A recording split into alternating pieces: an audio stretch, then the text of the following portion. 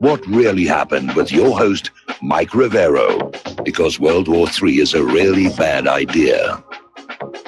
Here is your host, Michael Rivero. And aloha, America. Welcome to our show today. It's Monday, July 9th, 2018, start of a brand new week.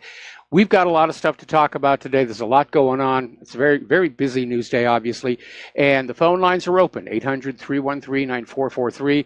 Mike is in our control room, ready to answer the phone, put you on the air with your comments and questions. So let's just get right on into it. Obviously, the big news right now is everybody's waiting for Donald Trump to announce his nominee for the Supreme Court to replace departing Justice Kennedy.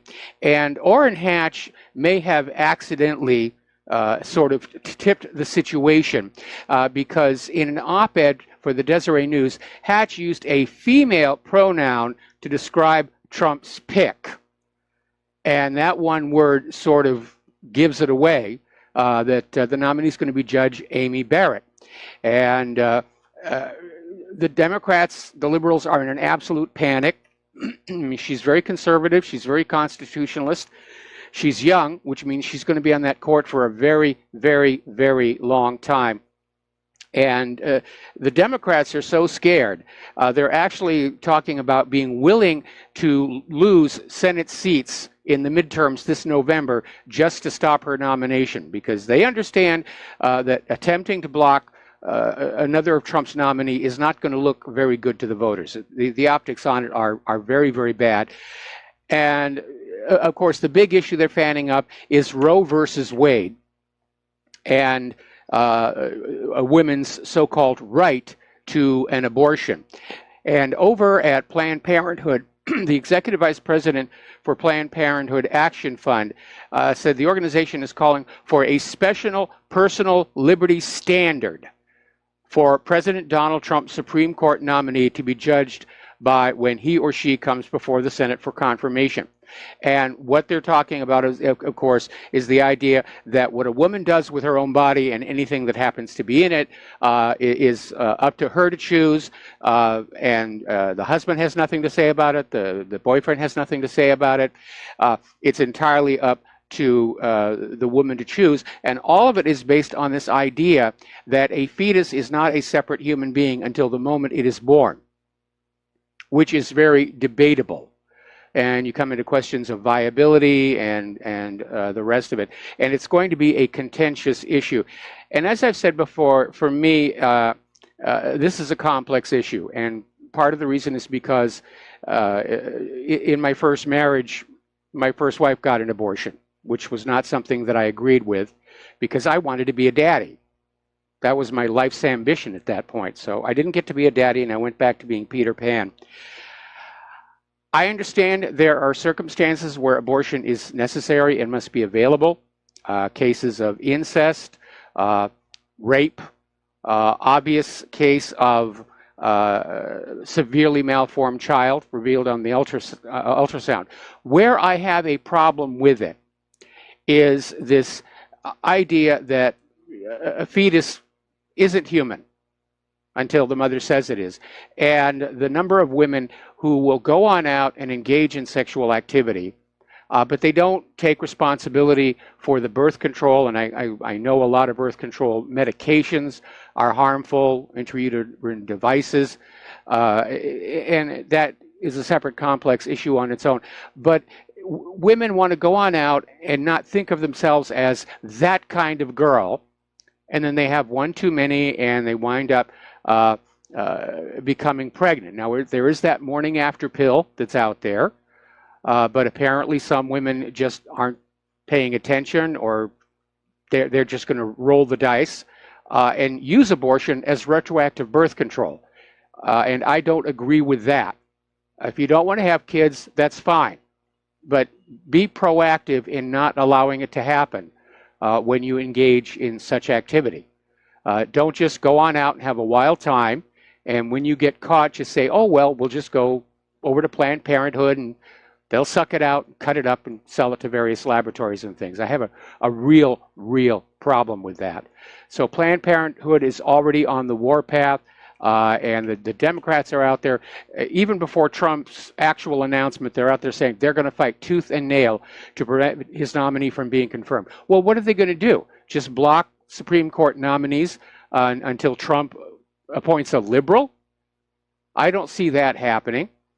Are they going to try and stall the Supreme Court process all the way to 2020 in the hope that a liberal president will get in? It's getting a little weird out there.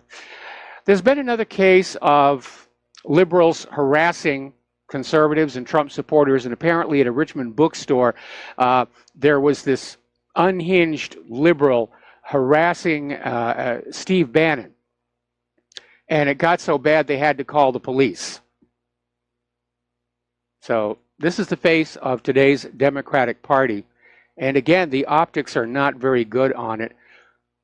Pardon me, over in New York, in Suffolk County, police have arrested Martin Astroff. He's 75 years old, and apparently he's been arrested for threatening to kill a GOP lawmaker's volunteer and Trump supporters in general, and apparently at one point tried to run over a campaign volunteer. This all happened last Friday. Now, unfortunately, what we're dealing with here, and we've talked about this before, the Stanley Milgram experiment. This was an experiment done back in the 50s as a way of trying to explain how so many otherwise decent, good Germans just went along with the Nazis. And what this experiment determined is that there is some part of human nature where no matter how good you are and how moral you are, you will go along and commit vile, evil, violent, painful acts as long as you're convinced somebody in authority over you says it's okay. And we're seeing that happen with the liberals. You've had Maxine Waters up there telling people, go on out and harass them, and it's actually happening. We're seeing the Milgram experiment reenacted right before our very eyes. And as of the last check over at Breitbart, they're keeping a rap sheet. There are now 254 acts of media-approved violence and harassment against Trump supporters. Now, we're going to do a shout-out to our on-air affiliates who are just now rejoining our network, and we're going to take a phone call from Laura in Michigan. Aloha, Laurel. Welcome to, Laura, rather. Welcome to the show. What's on your mind? Hi, Mike. I got two things. Number one, you are a daddy. That baby was conceived, and that little baby will be up in heaven waiting for you. So well, I appreciate that thought. That child is alive. Huh? I said I appreciate that thought. Child is alive. Yeah. Just think about that. You are a daddy, and that baby's there for you. Number two, what I wanted to talk about is abortion is more than just choice to these women. You got to understand that this is sacrificing innocent blood to their god, Moloch or Lucifer.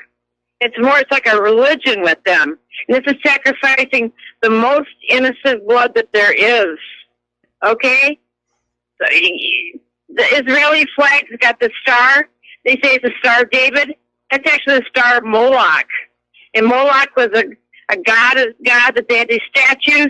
It had his arms outstretched, and people would put their babies on it, and the baby would slide down into the statue's gut where there was a fire and kill the baby. That's pretty grisly. Yeah, I remember these people. I know, I hate to say it, but that's the way it is. This is truth. I only give out the truth. So you have to realize let me give you a different perspective. Women into a frenzy. Let me give you they think that Laura, let me give you a different perspective. And I actually did a video on this, and I think it's time I probably got it back out again, because obviously this whole Planned Parenthood issue is going to heat up again. But what if a woman, gets knocked up on a date and decides to have an abortion? What if that fetus she's aborting was the human being who was going to discover finally a real cure for cancer, or a new clean energy source, or some other wonderful advancement to our society? And they're not just getting rid of the fetuses, they are potentially sabotaging our future. Right. Okay. I worked at a crisis pregnancy center. I want to tell you about it. People find all these excuses. There was a girl, she was raped by a black man and wanted to get an abortion. She came to the crisis pregnancy, and they said, come on, please have your baby. Don't kill your baby. We'll find an adoption for it. And sure enough, there was this couple that couldn't have children, and they adopted this baby, and they were just as happy as clams, and I'm sure that baby had a wonderful life. Well, that's a happy outcome. I mean, that's a happy outcome. But, part of Planned Parenthood's agenda is population reduction, specifically aimed at a specific race. And a lot of the liberals who are supporting Planned Parenthood don't understand that originally Planned Parenthood's founder targeted the organization on a specific ethnic group. Right, she did. Yep. You're right. I know that. Okay. But there can be good outcomes, and I just don't believe a baby, just because a woman's raped, that the baby should be exterminated. Why should he pay for the father's sins? Yeah, that's another way to put it. It all comes to the question of, when do you think that fetus becomes a human being? When can it feel pain? And that, of course, is a gray area. It's really ultimately unknowable.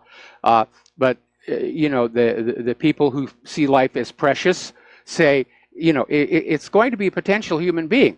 It's not there yet. It's like planting a seed in the backyard, and you're going to have some carrots or green onions or something like that. They're not there yet, but it's going to be. Right. On the other side of the argument, it's just a blob of protoplasm. And I think it's time I dig out some of the graphics and videos I did during the last go around with Planned Parenthood. Old women before the sonograms, and they could see inside see the baby.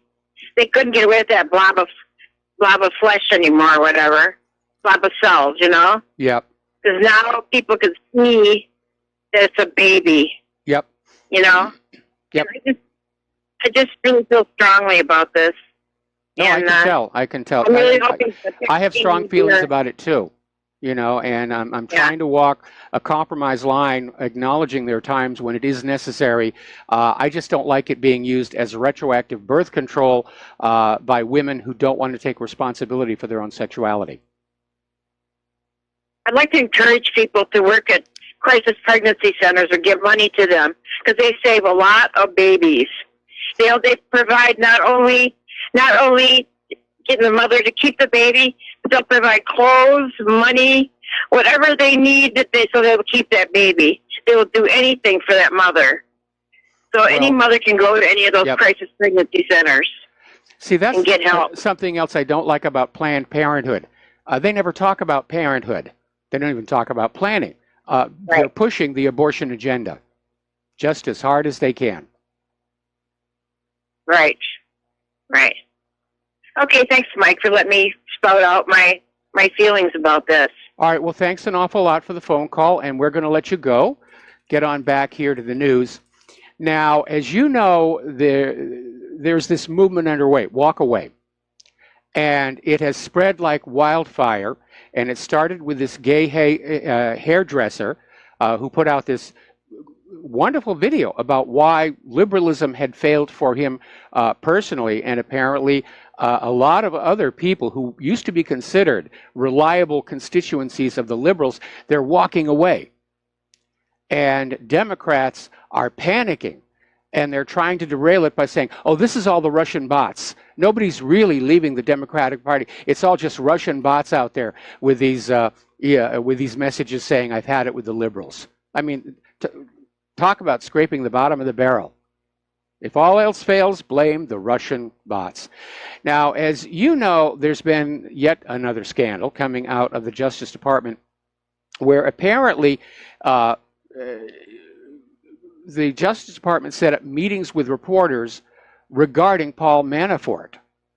And apparently this Justice Department prosecutors held this meeting with 4 Associated Press reporters last year and basically leaked information to them. And Manafort's attorneys have found 2 memos written by FBI agents who attended the meeting and documented their version of what transpired. And Manafort's legal term is saying this is confirmation journalists were given inside information about the investigation in violation of Justice Department policies and legal prohibitions on disclosure of grand jury secrets.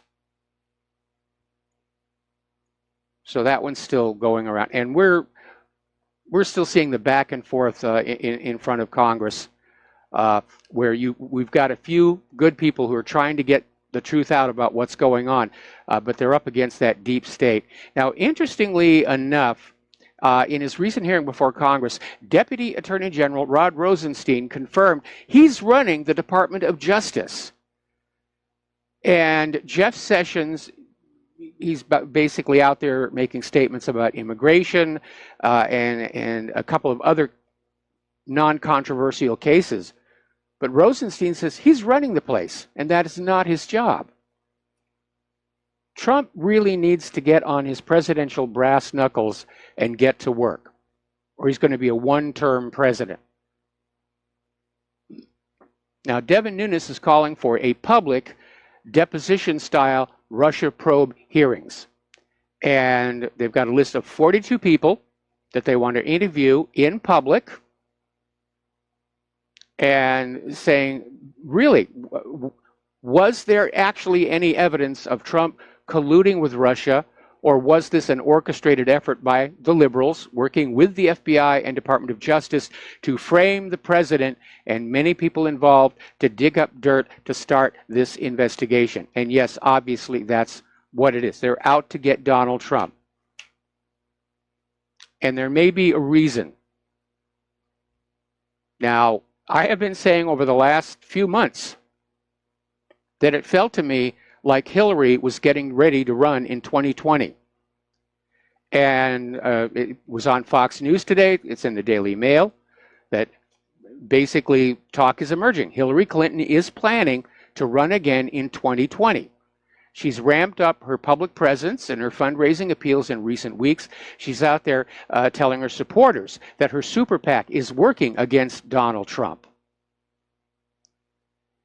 And she stayed on top of her supporters' inbox, events of the day, mass mailing. She's keeping the network alive. So I hate to say I told you so, but I did tell you so. So now, what are the ramifications? This may explain why the deep state is still trying to get rid of Donald Trump, even though for the most part, he has given them almost everything that they've wanted. They want him out of the way for 2020. So Hillary will be able to run against people she could just steamroller over. And this also explains why the liberals are still out there pushing for that open borders situation and just pouring the illegal immigrants into this country, because they're going to form a major part of her voting base. They did back in 2016. So this is the hub around which so many of these recent events seems to be rotating. The public attacks on Trump's supporters, it's a campaign of terror. They want to make people scared to vote for Donald Trump in 2020. That's what it's coming down to. I was really hoping we had seen the last of her, but like a vampire, she has risen from the grave. And I mean, if Fox News is reporting it, if the Daily Mail is reporting it, then yeah, that's the buzz inside the political circles. Hillary is going to try again in 2020. That makes me double plus unhappy, or double plus ungood. Turning over to the war reports, there's a lot going on. The Syrian army has isolated militants in Daraa city, and they're starting to turn over their weapons in exchange for an evacuation agreement. And there's a video that we linked to whatreallyhappened.com where Syria has put on display all the weapons they've captured from these U.S.-backed terrorists. And it's a lot of weapons, a lot of your money being spent. We'll be back after these few words. And aloha, America. Welcome back to the show. We're going to take a phone call from Pat in Texas. Aloha, Pat. Welcome to the show. What's on your mind today?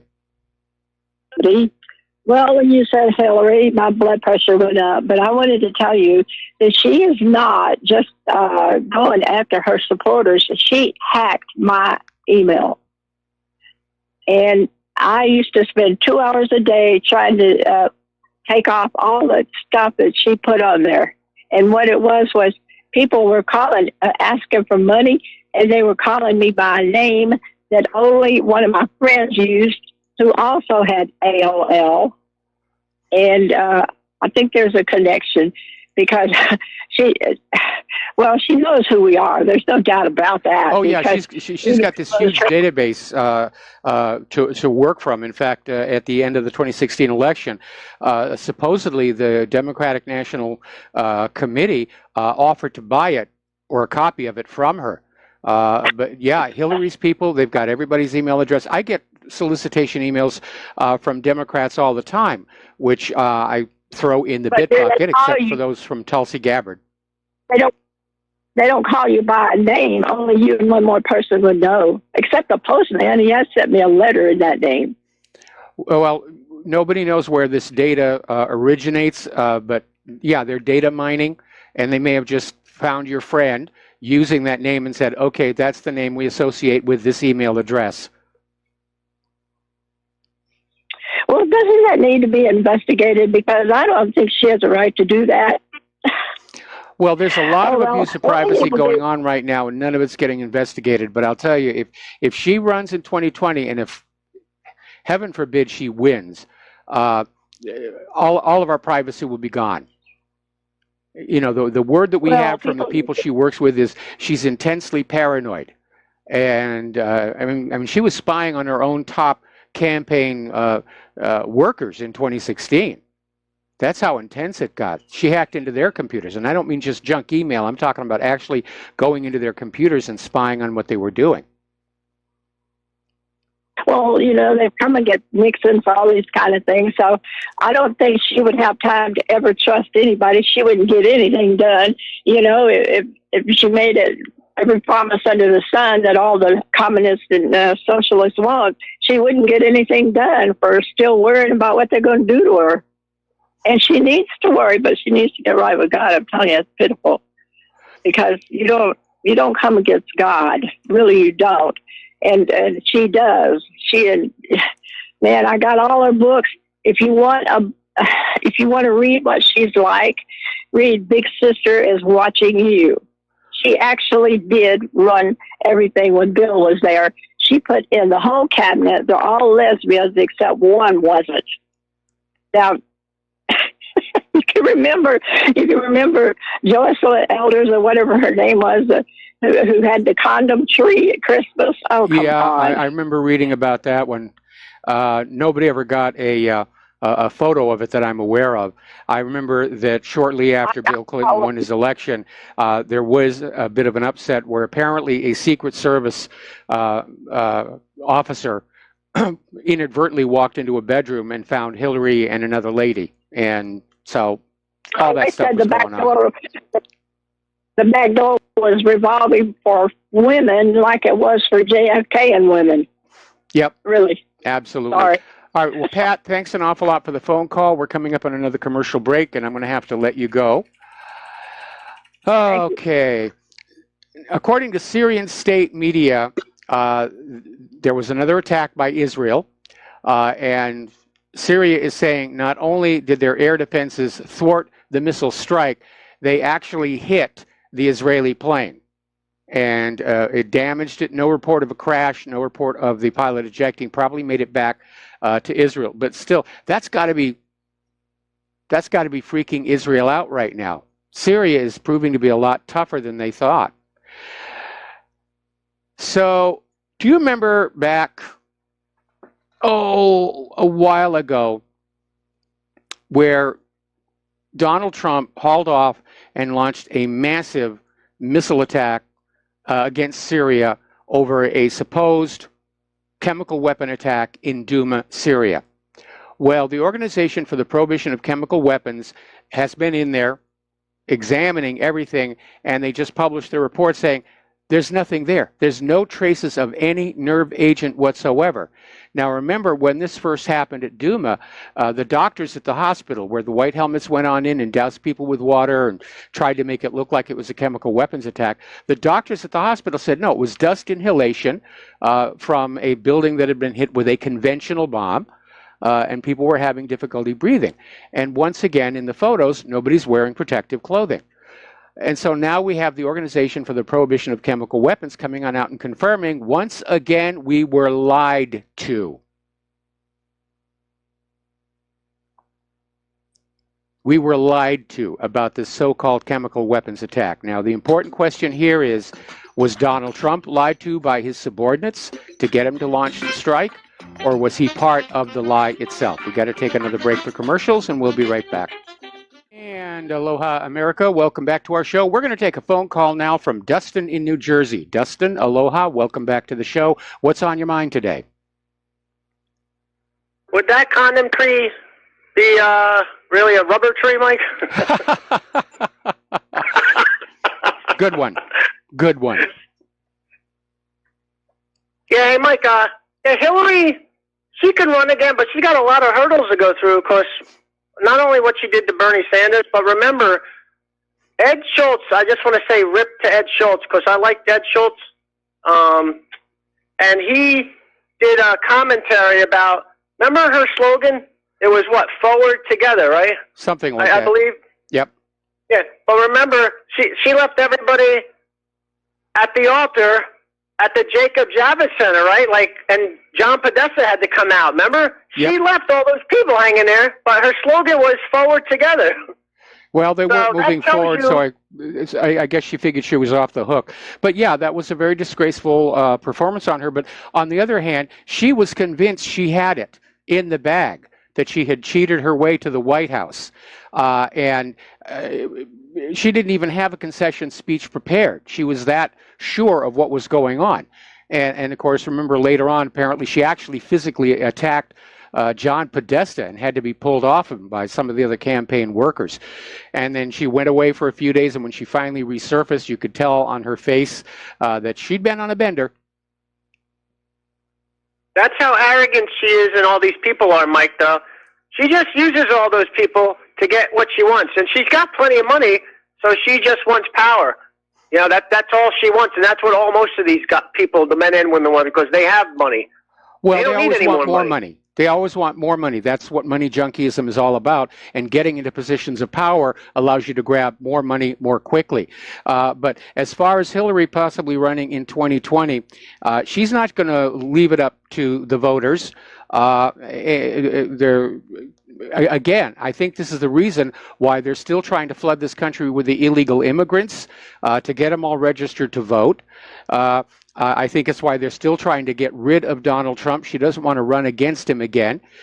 She wants to do what Richard Nixon did in his reelection, which was to basically get rid of anybody who might actually be a real threat and run against people that he could steamroll over, which ultimately was George McGovern. And Richard Nixon, despite the still growing at that time Watergate scandal, his reelection was by the largest margin in U.S. history.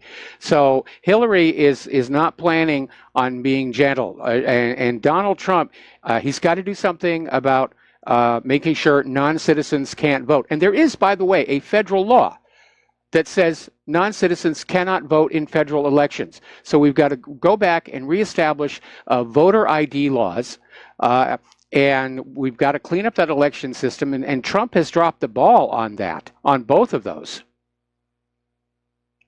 What about debt, clearing the debt out of people with college debt?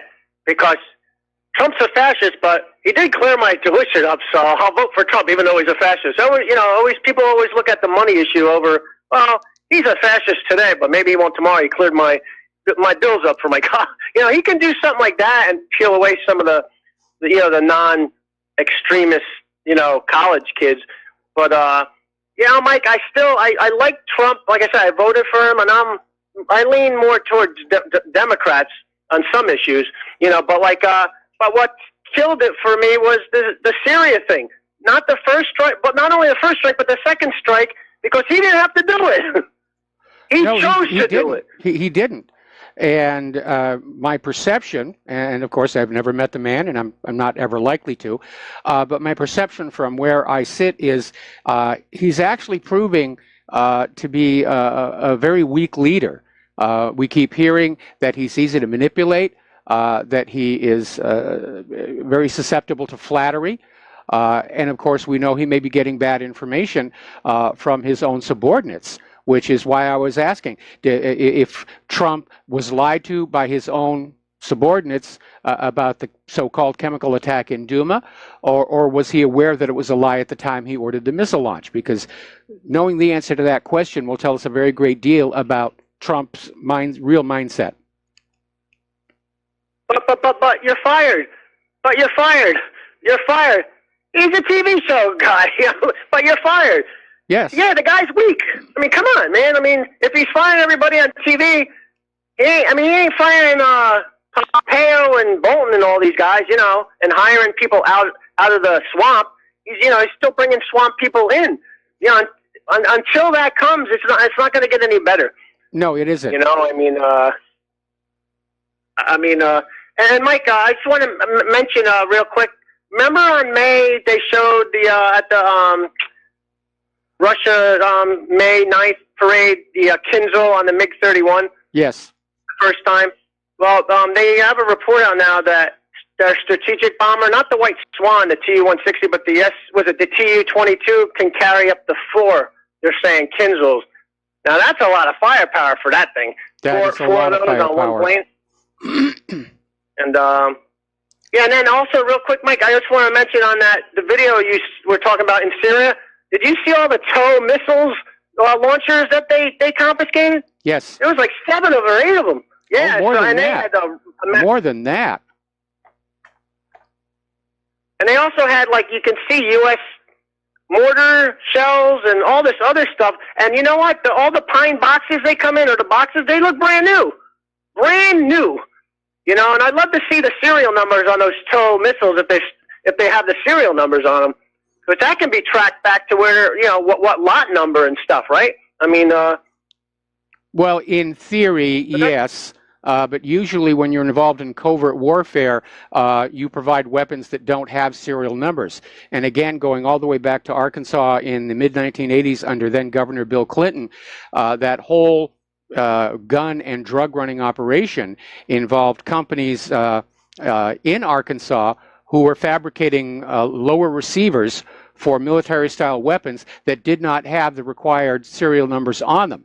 And they bought all the other parts as spare parts, and they assembled these weapons, and they sent them on down to the Contras.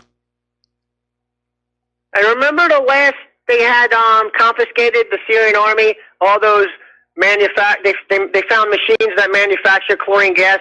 They were made in Michigan. There was, like it said, made in Michigan right on the thing, Yep. So, how sad, that's how the stuff gets. And remember the report where the guy told his truck and it wound up being used in Syria by the terrorists to have like a 50 caliber on the back of it? Yeah, I remember that one, yeah. I always kept wondering, how's that getting over there? Yeah, is there like a car theft ring being run in this country by CIA to get untraceable vehicles for these jihadis? And also all the Toyota trucks that are made for the special forces. Just a whole string of brand new Toyota trucks. A lot of money got spent in Syria trying to topple Assad.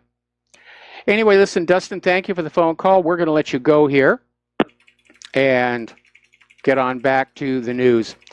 Now, as you know, Israel is making a big stink over the fact that Iran has a presence in Syria, and Israel is out there demanding that Iran at least pull back to the north of Syria, which I think Assad is probably going to do to take the tensions down.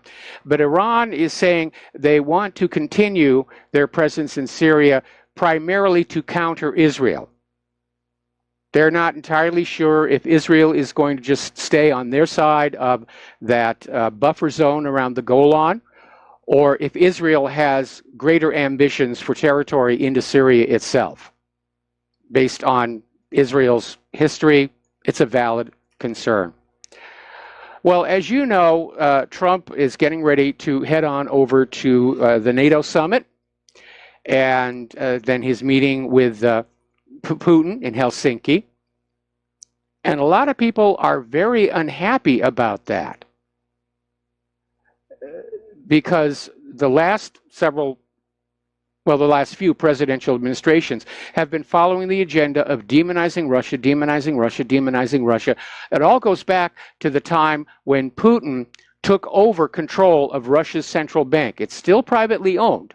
He didn't take it away from the owners, but he just said the government is going to manage this currency for the benefit of the nation and its people. And was right at that time where Putin went from being a big buddy to everybody around the world to the top of the does not get a Christmas card list. And so hate for Russia has almost become its own industry now. And a lot of people are just concerned that Trump and Putin might actually strike an agreement to de-escalate tensions. Because Trump has said several times he wants to improve relations with Russia. And of course, you know that if he does, the Democrats are going to be screaming, this proves it, they were colluding, they were colluding all along, this proves it, blah, blah, blah. Meanwhile, the U.S. envoy to NATO is claiming Russia is trying to flip Turkey and other allies to its side. So we're already back to a bipolar world of us, the good guys, and those evil Russians. And so U.S. NATO Ambassador Kay Bailey Hutchinson basically came on out saying that Russia is trying to flip these countries into their sphere of influence. Well, I don't think so. I think it's more a case of countries getting fed up with how they are treated by the United States and the West in general, and saying, we're actually going to do better being on the other side. So it's not that they're being drawn away by Russia, they're being driven away by U.S. hegemonic domination. Now, a French shipping company, CGM, one of the world's largest cargo shipping companies, has bowed to U.S. pressure and says it will stop doing business with Iran. They don't want to become embroiled in U.S. sanctions against the nation. And so they've announced that they're going to end their service for Iran. Chinese companies are hesitating a little bit. They're still trying to figure out which side of this they want to come down on. Meanwhile, Russia's Foreign Minister Sergei Lavrov has come on out. Apparently, they're working behind the scenes to preserve the Iran deal, and major European countries are looking to continue the deal with Iran. And France, Germany, and Great Britain have agreed to maintain trade with Tehran without going through the U.S. dollar, which means the U.S. sanctions cannot be enforced. Now, the Trump administration is already telling these countries he'll hit them with sanctions if they don't go along with his desire for war in Iran. But again, I think a lot of these other countries, they're just tired of all of this. We've had 18 going on 19 years of the U.S. trying to conquer the world. And I'm sick and tired of it. The majority of Americans are sick and tired of it, if they're not part of the military-industrial complex. And I think these other countries are starting to realize that the U.S. isn't quite as powerful as it once was, especially with the rise of parallel electronic funds transfer systems and parallel currencies. Now, Netanyahu is trying to mount a campaign in Europe to get Europe to block support for Palestine. And it's a charm offensive. But right now, it seems like Europe is actually becoming a hub for a lot of this. And Iran has hit out at what they call a psychological war, targeting its ties with Europe, after reports that Iranian assets in Germany had been frozen ahead of a U.S. deadline to reimpose sanctions on the Islamic Republic. All right, we're going to take a phone call now. Francis in North Carolina. Aloha. Welcome to the show. What's on your mind? Aloha to you both. Aloha. I have two quick things for you. One, I'll point out one simple aspect, and then I have a bone to pick with you, young man. The simple part first. One, the aspect of abortion or clearing oneself of an unwanted pregnancy, depending on what stage it is or whatever have you, blah, blah, blah, is a multifaceted aspect like a pickle in a barrel. It has so many sides to it, it's ridiculous. As to how it's approached, being approached, and so forth ad nauseum. And it's absurd, especially given that whether or not the girl was willing or unwilling, and depending on whether or not she was dating someone or just a one-night stand, or she has a husband in the picture or not. So it depends on who you talk to, what the thoughts are, and so forth. It's ridiculous as to the scenario the gal is having to deal with. The question I would have is where was her parents or guardians in the picture or out of the picture when this whole thing started to start with? What guidance did she have to start with to help her prevent something from happening or possibly avoiding a situation to start with, to begin with? Now, aside from that, the bone I have to pick with you is this. You mentioned about that if Miss Hillary happens to get into office and all that, our privacy is going to be shot that, where.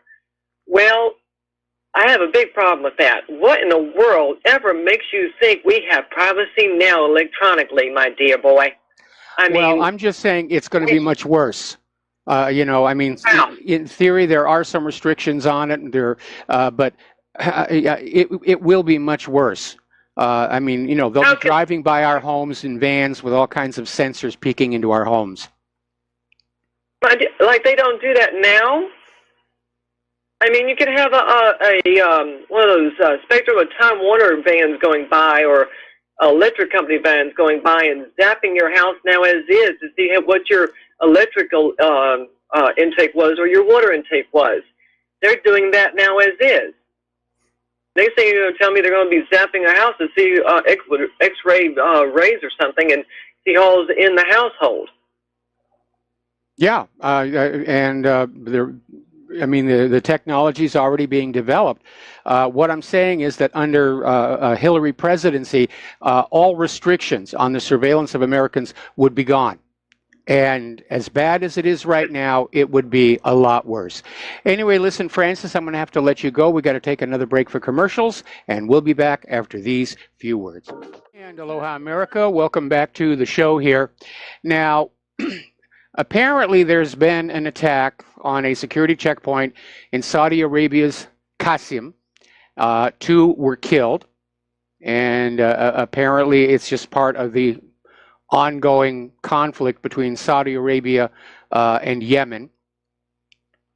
And of course, the attackers are being described as terrorists, as opposed to what they really are, which is people trying to regain control of their own country. So, getting on back to Russia, as you know, the U.S. has hit Russia with all kinds of sanctions.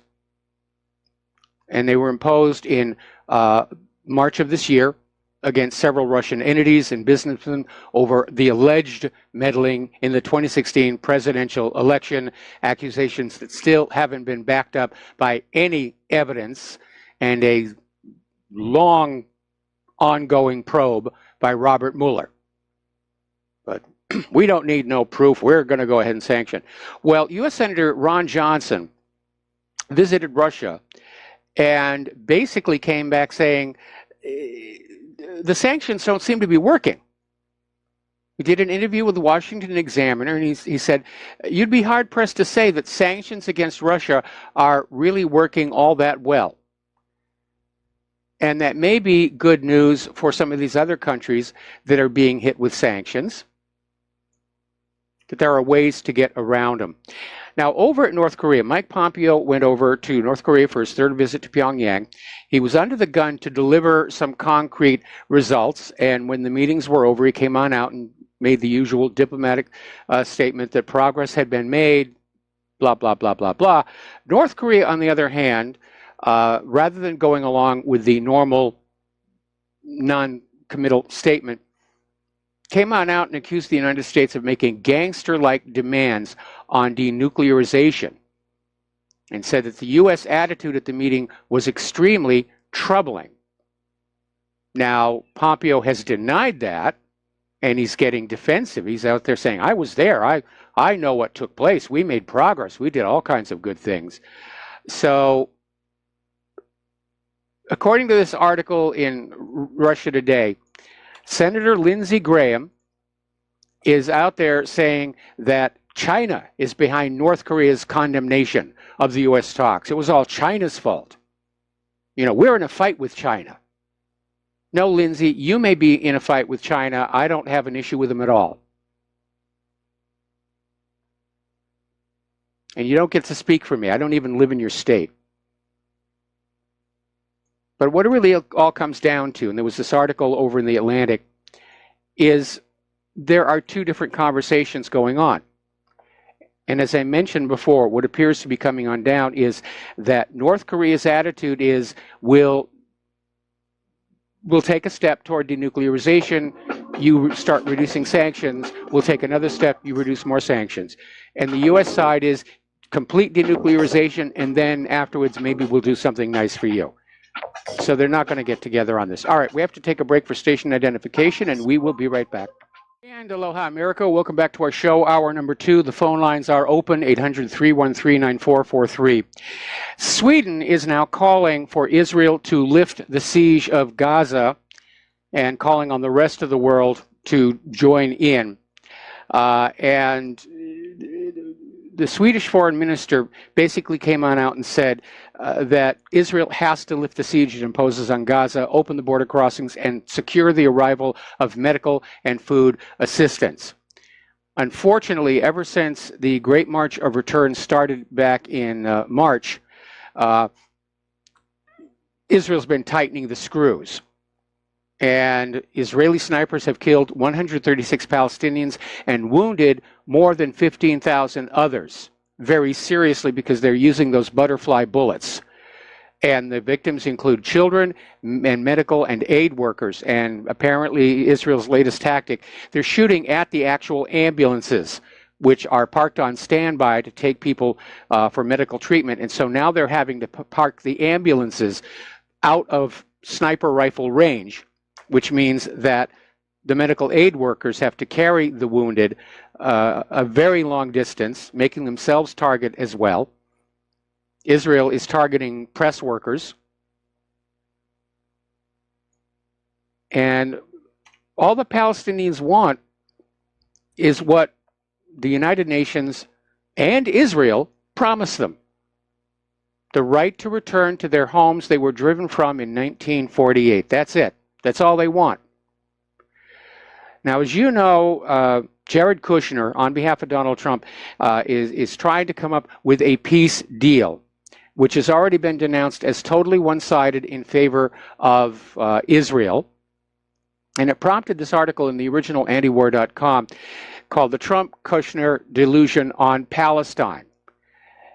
And it says that from all appearances, it looks like Trump and his Palestine-Israel fixers think they can buy a peaceful and permanent settlement of the 70-year conflict by getting Arab governments to pressure the Palestinians into forgetting the politicians' talking point. You know, things like independence from the routine abuses, indignities of colonial oppression, and focusing instead on what really matters: roads, jobs, and money. So in Trump land, everyone and everything, including the longing for justice, has a price. And that's a very, very dangerous attitude, especially because even if there is some kind of an agreement between Israel and Palestine, Israel won't stick with it, because Israel does not want peace with Palestine. They want Palestine. They want it all.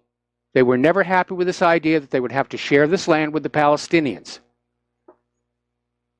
And ever since 1948, It's been nonstop demonization of the Palestinians, framing them for terrorist attacks, buying off the world's press to make Israel look like they're the innocent victim and the Palestinians are the deadly terrorists. And so now, apparently, the Israeli parliament is pushing a bill that would allow Jewish citizens of Israel to purchase occupied lands in the West Bank. Now, those occupied lands, it's Palestinian land. But it's been co-opted by the illegal settlements. The settlers are building on stolen Palestinian land. This bill would allow those settlements to start selling parcels of that land to other Jewish citizens of Israel. It's land theft, plain and simple. Now, as you know, there's been an increase in obvious provocations by Israel toward Palestine. There have been these settler raids on the Al-Aqsa Mosque, certainly the firing at unarmed protesters along the Gaza border, the lifting of the ban for members of the Knesset to visit the Temple Mount, and already one of them has. These are all designed to inflame and enrage the Palestinians. Netanyahu is looking for an excuse to launch yet another war into Gaza. And Hamas appears to think it's imminent because they've increased their training, thinking that there's going to be another attack by Israel, which there will be. There always is. Up in Afghanistan, a U.S. service member has been killed, 2 others wounded, and it's being called an insider attack, where they think it was somebody supposedly allied with the U.S.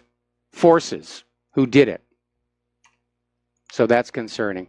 All right, so let's talk about the economic news because there's a lot going on. Right now, we're seeing a lot of money flowing out of U.S. equity funds. In fact, last month in June, saw the most cash since 2008 taken out of U.S. equity funds. Now, today, they had a really good day on the stock markets. The Dow was up over 300. Everybody's going, yeehaw, yeehaw. And when I saw it reported on Fox News, they were saying it's because fears of the trade war are easing.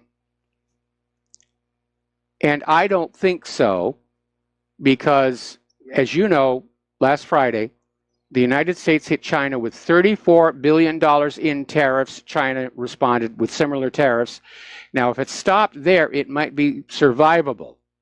But Trump is already talking about hitting China with an additional $500 billion in tariffs. $500 billion. That would cover pretty much everything China exports to the U.S. in a typical year. And the Chinese are saying that Trump has started the biggest trade war in economic history, and they're pledging to fight for as long as it takes. This could cause a lot of damage. All right, we're going to do a shout out now to our on-air affiliates rejoining our network. Now, China, their stock market isn't doing as well as the U.S. They seem to be in a cycle of panic selling, which apparently there was a market-wide margin call.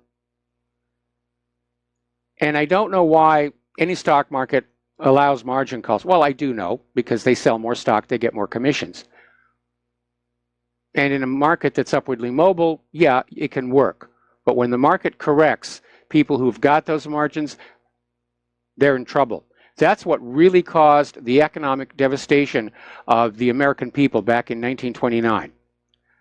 They were being encouraged to invest in the stock market, and they were people who really didn't know the stock market, and they were encouraged to invest on margin, which they did.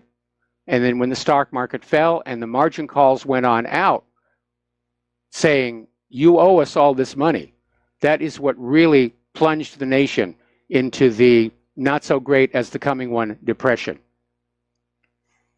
Now, as another sign of the growing tensions between China and the U.S., which I'm sure Lindsey Graham is happy about, a Chinese refiner is halting purchases of oil from the United States and is saying they may purchase Iran oil instead. Now, this is a good thing because if Iran is selling oil to China and not bothered by the sanctions, then Iran has got more of a reason to stay in the Iran nuclear deal. Okay, so we've been talking about cost benefit regarding higher education. And I saw an interesting chart today showing that blue-collar job salaries and wages are actually going up much faster than white-collar jobs. And the reality is that college graduate salaries are barely keeping pace with inflation. And yet we still have people saying we've got to bring in more white-collar visa workers from other countries. Well, what about all these American college graduates who are just getting by, just keeping up with inflation, who still have their student loans to pay off? What's going on there?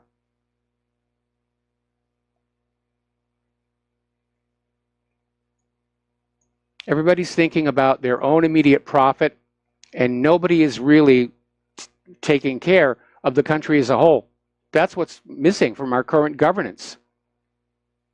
Looking at the overall, looking at the long term, seeing what's good for the entire country, balancing the greed of the corporations on one side, the good of the general public. That's all gone away.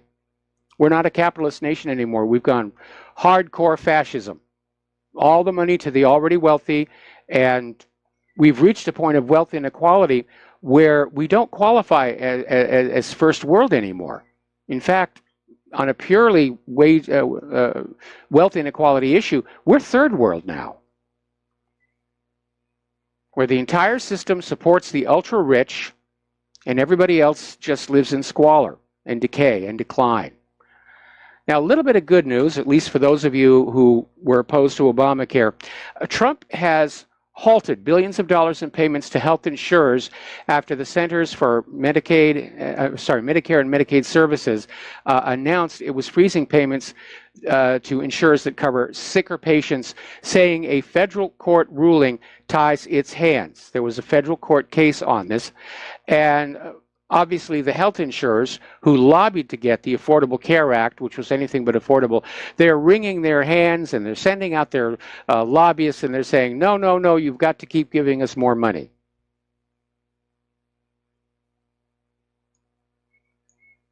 Unbridled greed in our society here. A little bit of good news, though. Apparently, over in Illinois, there's the city, Granite City, and apparently they had a steel mill that is still in working order, and it's being reactivated. 800 new jobs, plus domestically produced steel, free of the steel tariffs. Now, if we can bring back that manufacturing and that steel processing, this is going to work out. Now, as tensions rise in the Middle East, as you know, there's talk of oil supply disruption. People are not able to buy oil from Iran, or soon will not be able to. OPEC is not increasing production because they want their profits to go up. And analysts at Stanford C. Bernstein and Company are saying that a supply shortfall is lurking that could drive oil up over $150 a barrel. And that will hit us all at the gas pump. And for anything that involves petroleum products in its manufacture or transport. So let's get on over to Great Britain, because the fur is flying over there. Theresa May came back from Chequers with this new deal to the European Union involving the soft Brexit plan. It's a total betrayal of the British voters. She wants to maintain close ties with Brussels, economic ties. She wants a Brexit in name only.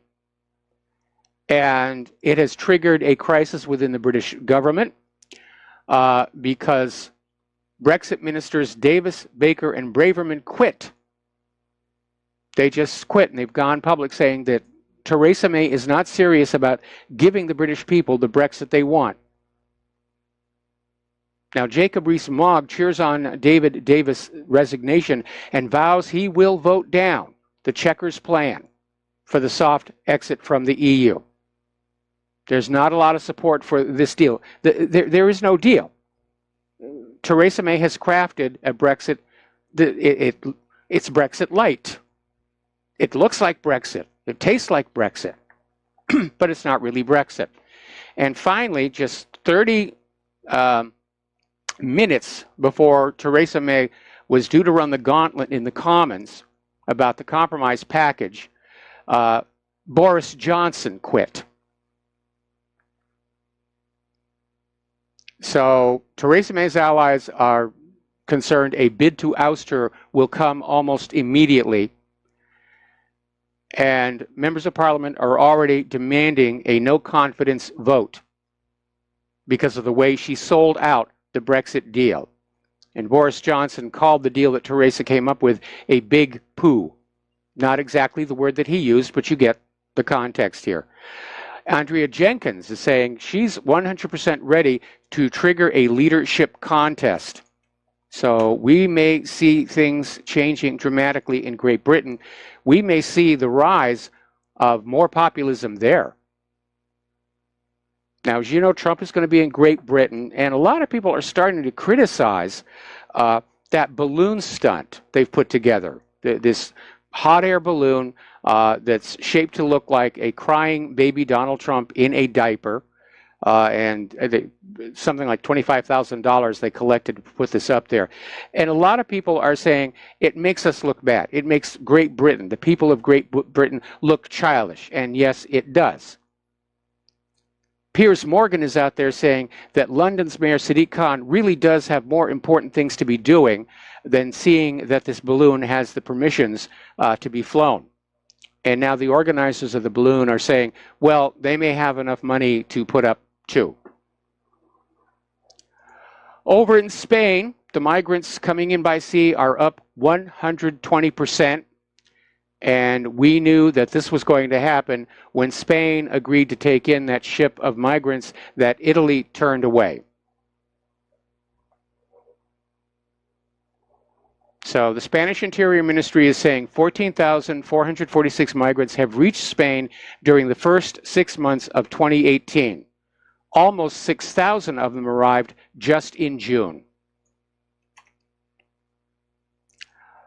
Okay, here in New York, there's been another anti-ICE incident where the Department of Homeland Security's Albany, New York office was vandalized by Open Borders protesters who are demanding that all immigration and border enforcement be ended across the United States of America. They need those voters, especially with rank-and-file Democrats starting to walk away. They need those voters. They need to get them registered. They need to get them to vote. So these vandals basically sprayed all kinds of messages across the building on the stone. It's going to be very difficult to get that out. Apparently in downtown Columbus, Ohio, earlier today, Antifa and the Open Borders crowd basically had a riot that blocked streets in downtown Columbus. And apparently it got out of hand. The police had to come on in. But yeah, it's a campaign of terror. It's brown shirt tactics. Now, we talked about this last week, but we're going to mention it again. It's a reminder of just how oblivious to the reality the Open Borders people are. Last week in Oakland, where Mayor Libby Schaaf tipped off illegal alien criminals earlier this year to an impending raid by ICE. ICE and the local police department were executing a raid on a suspected child sex trafficking home when a crowd of angry white liberals assembled to protest, thinking that it was an immigration raid. So they were basically protesting in favor of child trafficking and, once again, slavery. It's part of the history of the Democratic Party that they hope their black constituents don't remember. that during the Civil War, it was the Democrats who stayed in favor of slavery here. Now, this is where it gets really, really dangerous. Over in Boston, they're holding a city council meeting tomorrow to discuss the idea of a measure that would let foreign nationals vote in elections. Now, they're limiting it to non-U.S. citizens who are living in the country legally. But here's the issue. The 26th Amendment makes it clear that one must be a citizen in order to vote. And the only way to change that is with another amendment. There is also, as I mentioned earlier in the show, a federal law that prohibits non-citizens from voting in federal elections.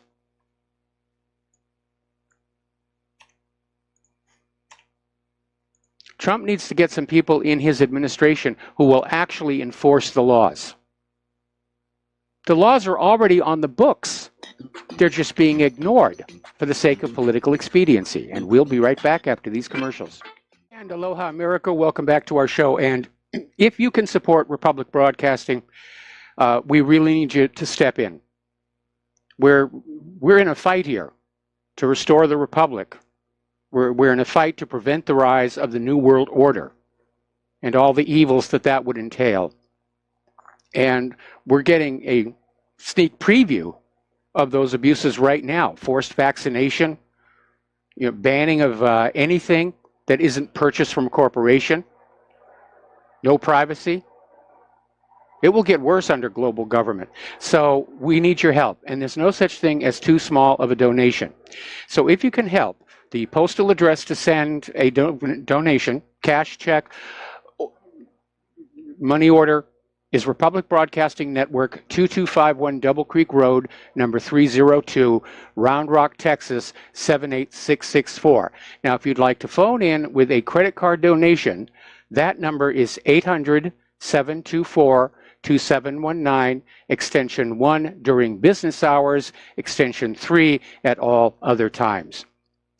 Now, getting on into the gun control issue, the U.S. has announced they're committed to the UN's gun control agenda, which at the moment means everybody's going to share their gun registration information globally. So everyone in the world is going to know you have a gun. Now, the United Nations has stated their ultimate aim is disarmament of ordinary people, which is obviously going to be necessary for them to enforce their New World Order. Now, we've reported in recent weeks on several cases where people have used legally owned firearms to thwart crimes in progress. Last week we were talking about that mother down in Texas. Some guy tried to steal her car with her 2 kids in the back, and she shot him. But interestingly enough, just on the 6th, Gabby Gifford's gun control group retweeted NPR criticism of the good guy with a gun scenario and said that claims of armed citizens defending themselves is a myth. No, it isn't. It happens 1.5 million times, more than that every single year. But they need to get rid of that idea that you have a legitimate reason to have a gun by saying that, no, nobody's defending themselves with a gun. Well, apparently over in Milwaukee, there was a gentleman who launched an attack on a restaurant employee and was stopped when another employee pulled a concealed carry gun.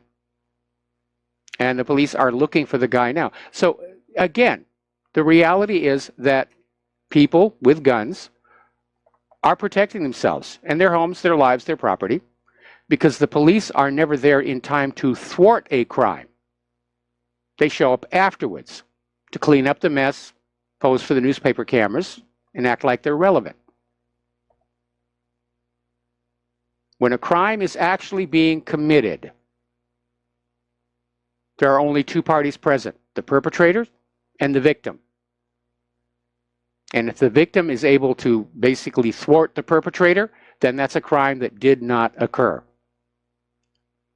Now, over in Chicago, anti-gun protesters, David Hogg and his group are out there again, basically held a protest and literally shut down a Chicago highway.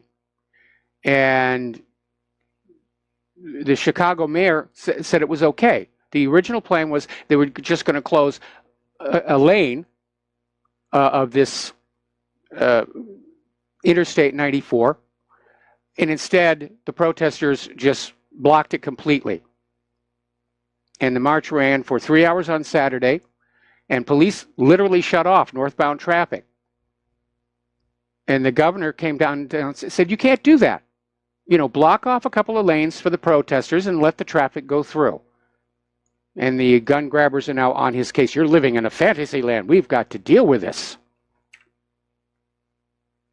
Israel's going the other direction, saying that you can't fend off terrorists with pizza trays.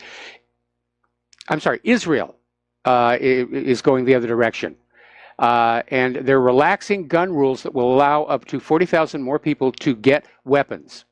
And gun lobbying politicians hope the measure will help ordinary citizens to neutralize terrorists. Well, with proper training, yes.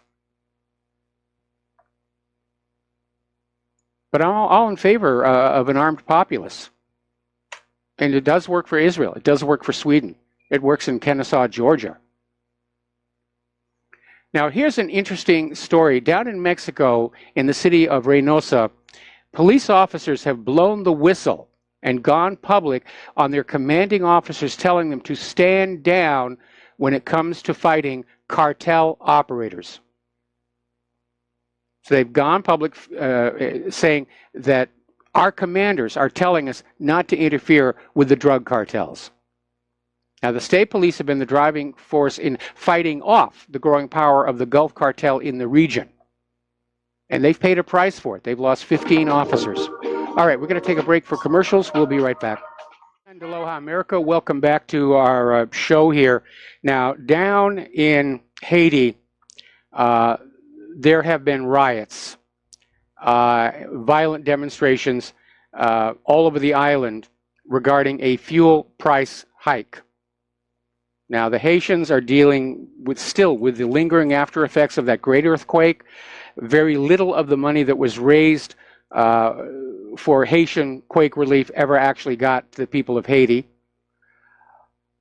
And apparently, Americans who are vacationing down there are being targeted. And the U.S. Embassy in Port-au-Prince warned American tourists to shelter in place. Apparently, the streets are so dangerous they can't get to the airport safely to leave. So it's an ugly, ugly situation down there. Sometimes it feels like the whole world is going to heck in a handbasket here. All right, let's get into some health and safety and medical news here. There was a resolution by the United Nations affiliated World Health Assembly, and they met in Geneva to basically talk about a resolution that mother's milk is healthier for children, and countries should strive to limit the inaccurate or misleading marketing of breast milk subsidies. Now, one of the greatest triumphs of the advertising industry was convincing women that what came out of their bodies was somehow less beneficial to their babies than something coming out of a factory. But there have been a lot of studies showing that first of all, what comes out of the factories doesn't have all the chemicals, doesn't have the hormones and enzymes and all kinds of things the baby needs to have to develop properly. And so they were getting ready to pass this resolution saying it's time to basically encourage women to go back to breastfeeding. And then the United States delegation, embracing the interest of the infant formula manufacturers, basically got up and said, we oppose this. We absolutely oppose this. Bunch of sellouts here. And that is the reality of the country we're living in right now. They're not concerned about what's healthy or safe or good. Only that anything that you need, you buy from a corporation. That's it. Now, here's an interesting little story. Apparently, there was this family that took a vacation to San Francisco, and they had an 8-month-old son who fell out of the bed in the family's hotel room and hit his head. There was no blood, but the baby was inconsolable. So this family took the kid to the Zuckerberg San Francisco General Hospital. They're from South Korea, by the way. And the doctors at the hospital quickly determined the baby was just fine, just a little bruising on his nose and forehead.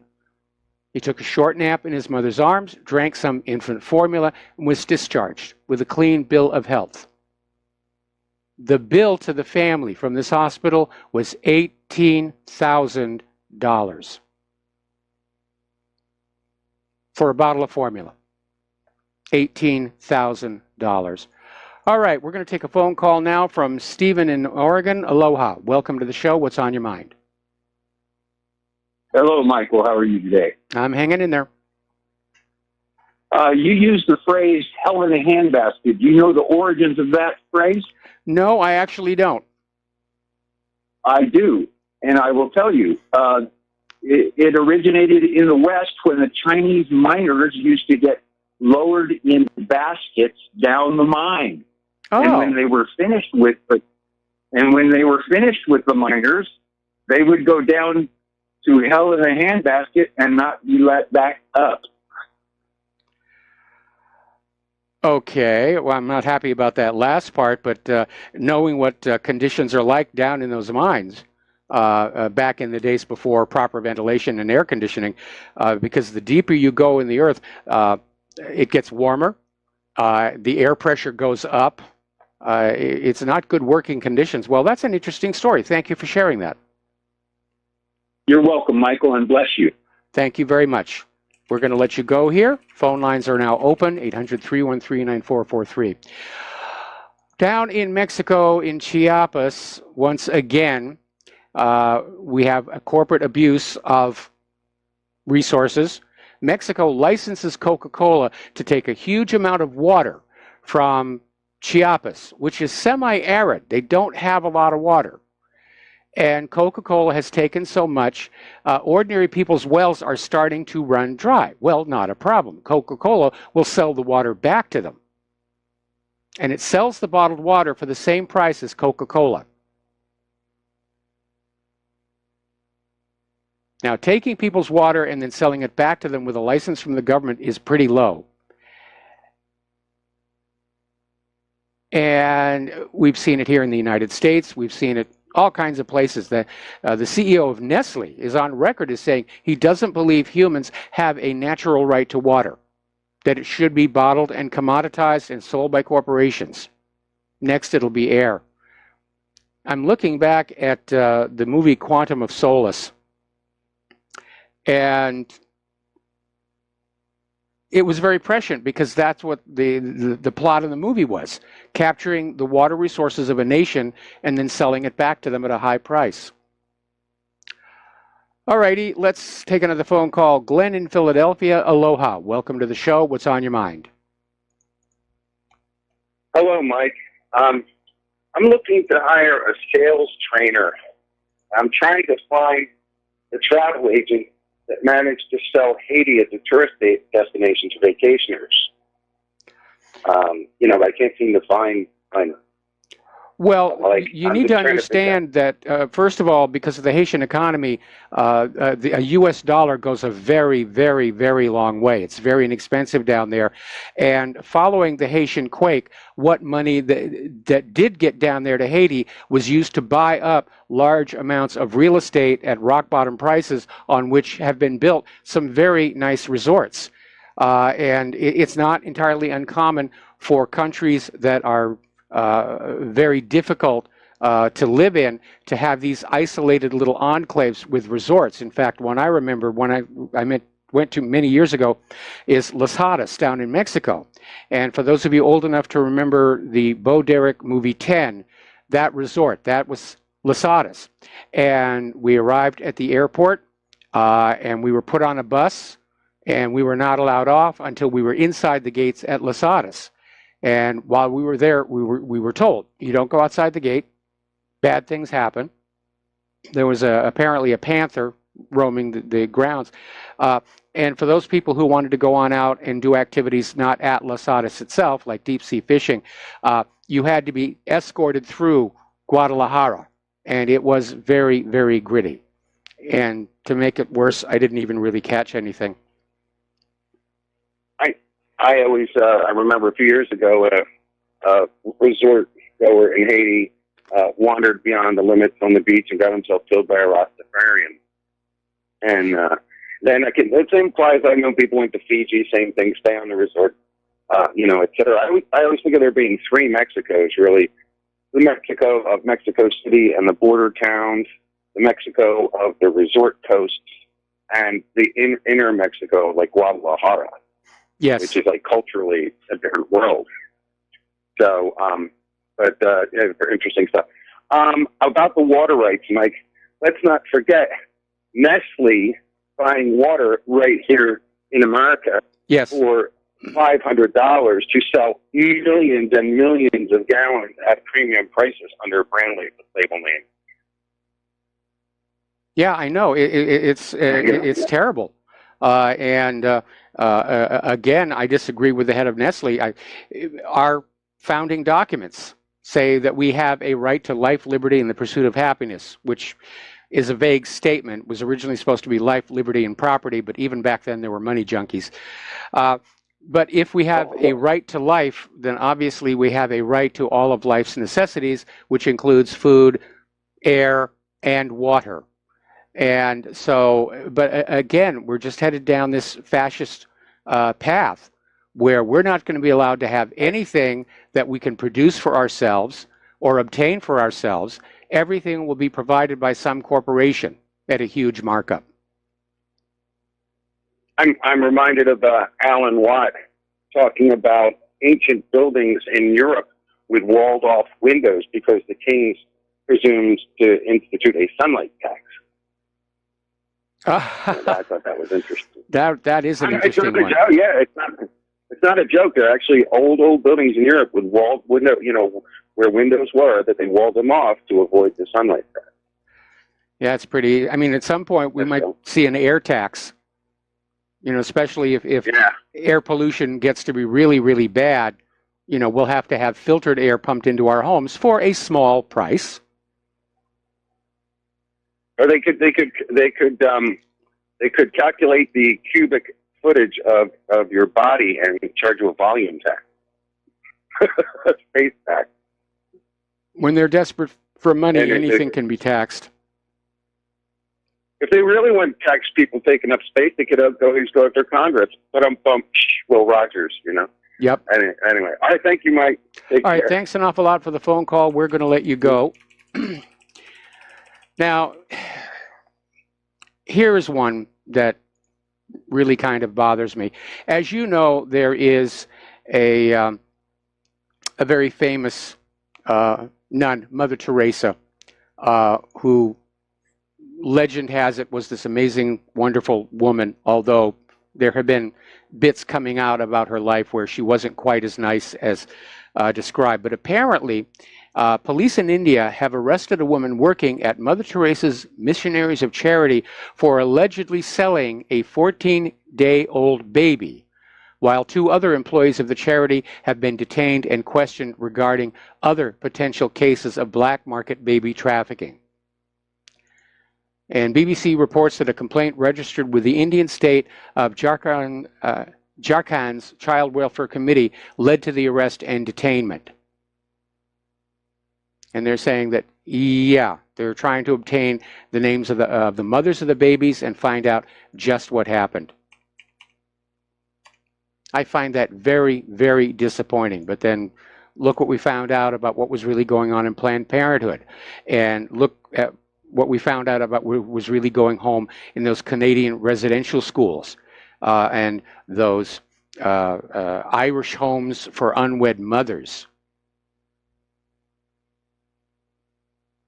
Okay, over in Baltimore, this last week, there was kind of a weird incident at the Johns Hopkins University School of Medicine where 2 buildings were evacuated over a possible tuberculosis contamination. Now, apparently these 2 buildings are joined by a walk bridge, and apparently there was a sample that was simply dropped and broke there. And hazmat came on in and cleaned it all up, but they're saying they don't think anybody was really exposed.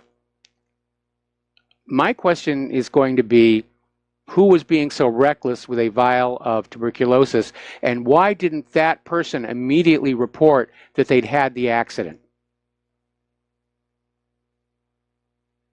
That's a bad one here. Okay.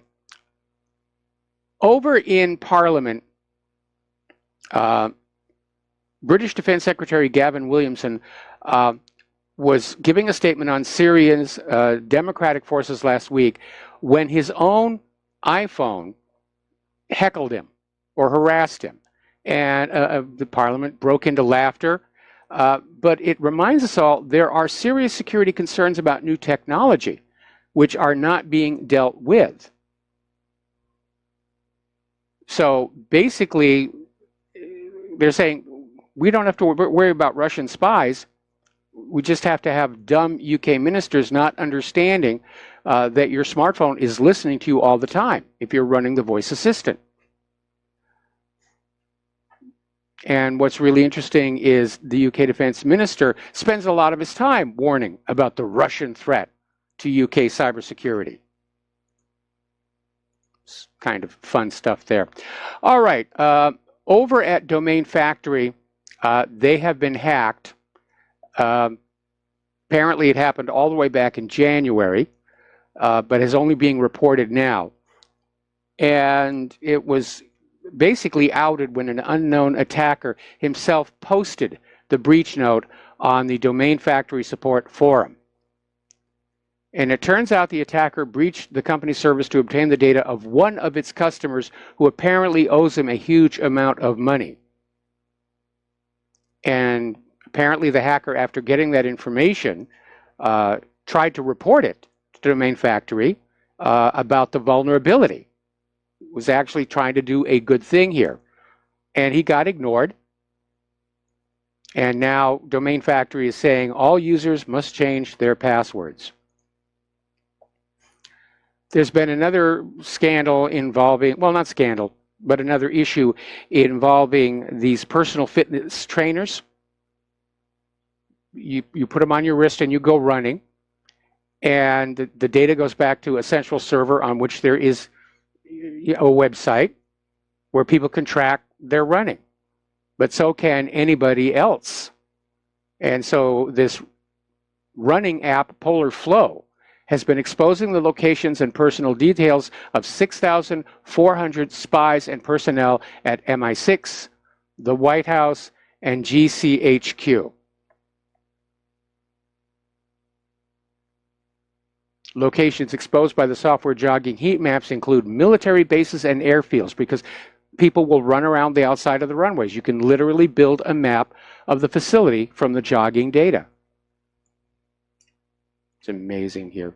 All right, I was talking about this a little bit earlier in the show when we were talking about the increasing threats to our privacy. And over at MIT, a group of researchers and students have developed an intelligent radar technology that makes it possible to see through walls to track people as they move around. Now, it's being pitched as something that would be useful for monitoring the elderly or sick as they go about their retirement homes. But obviously, like any other technology, it can be abused. We have to take another break for commercials. We'll be right back.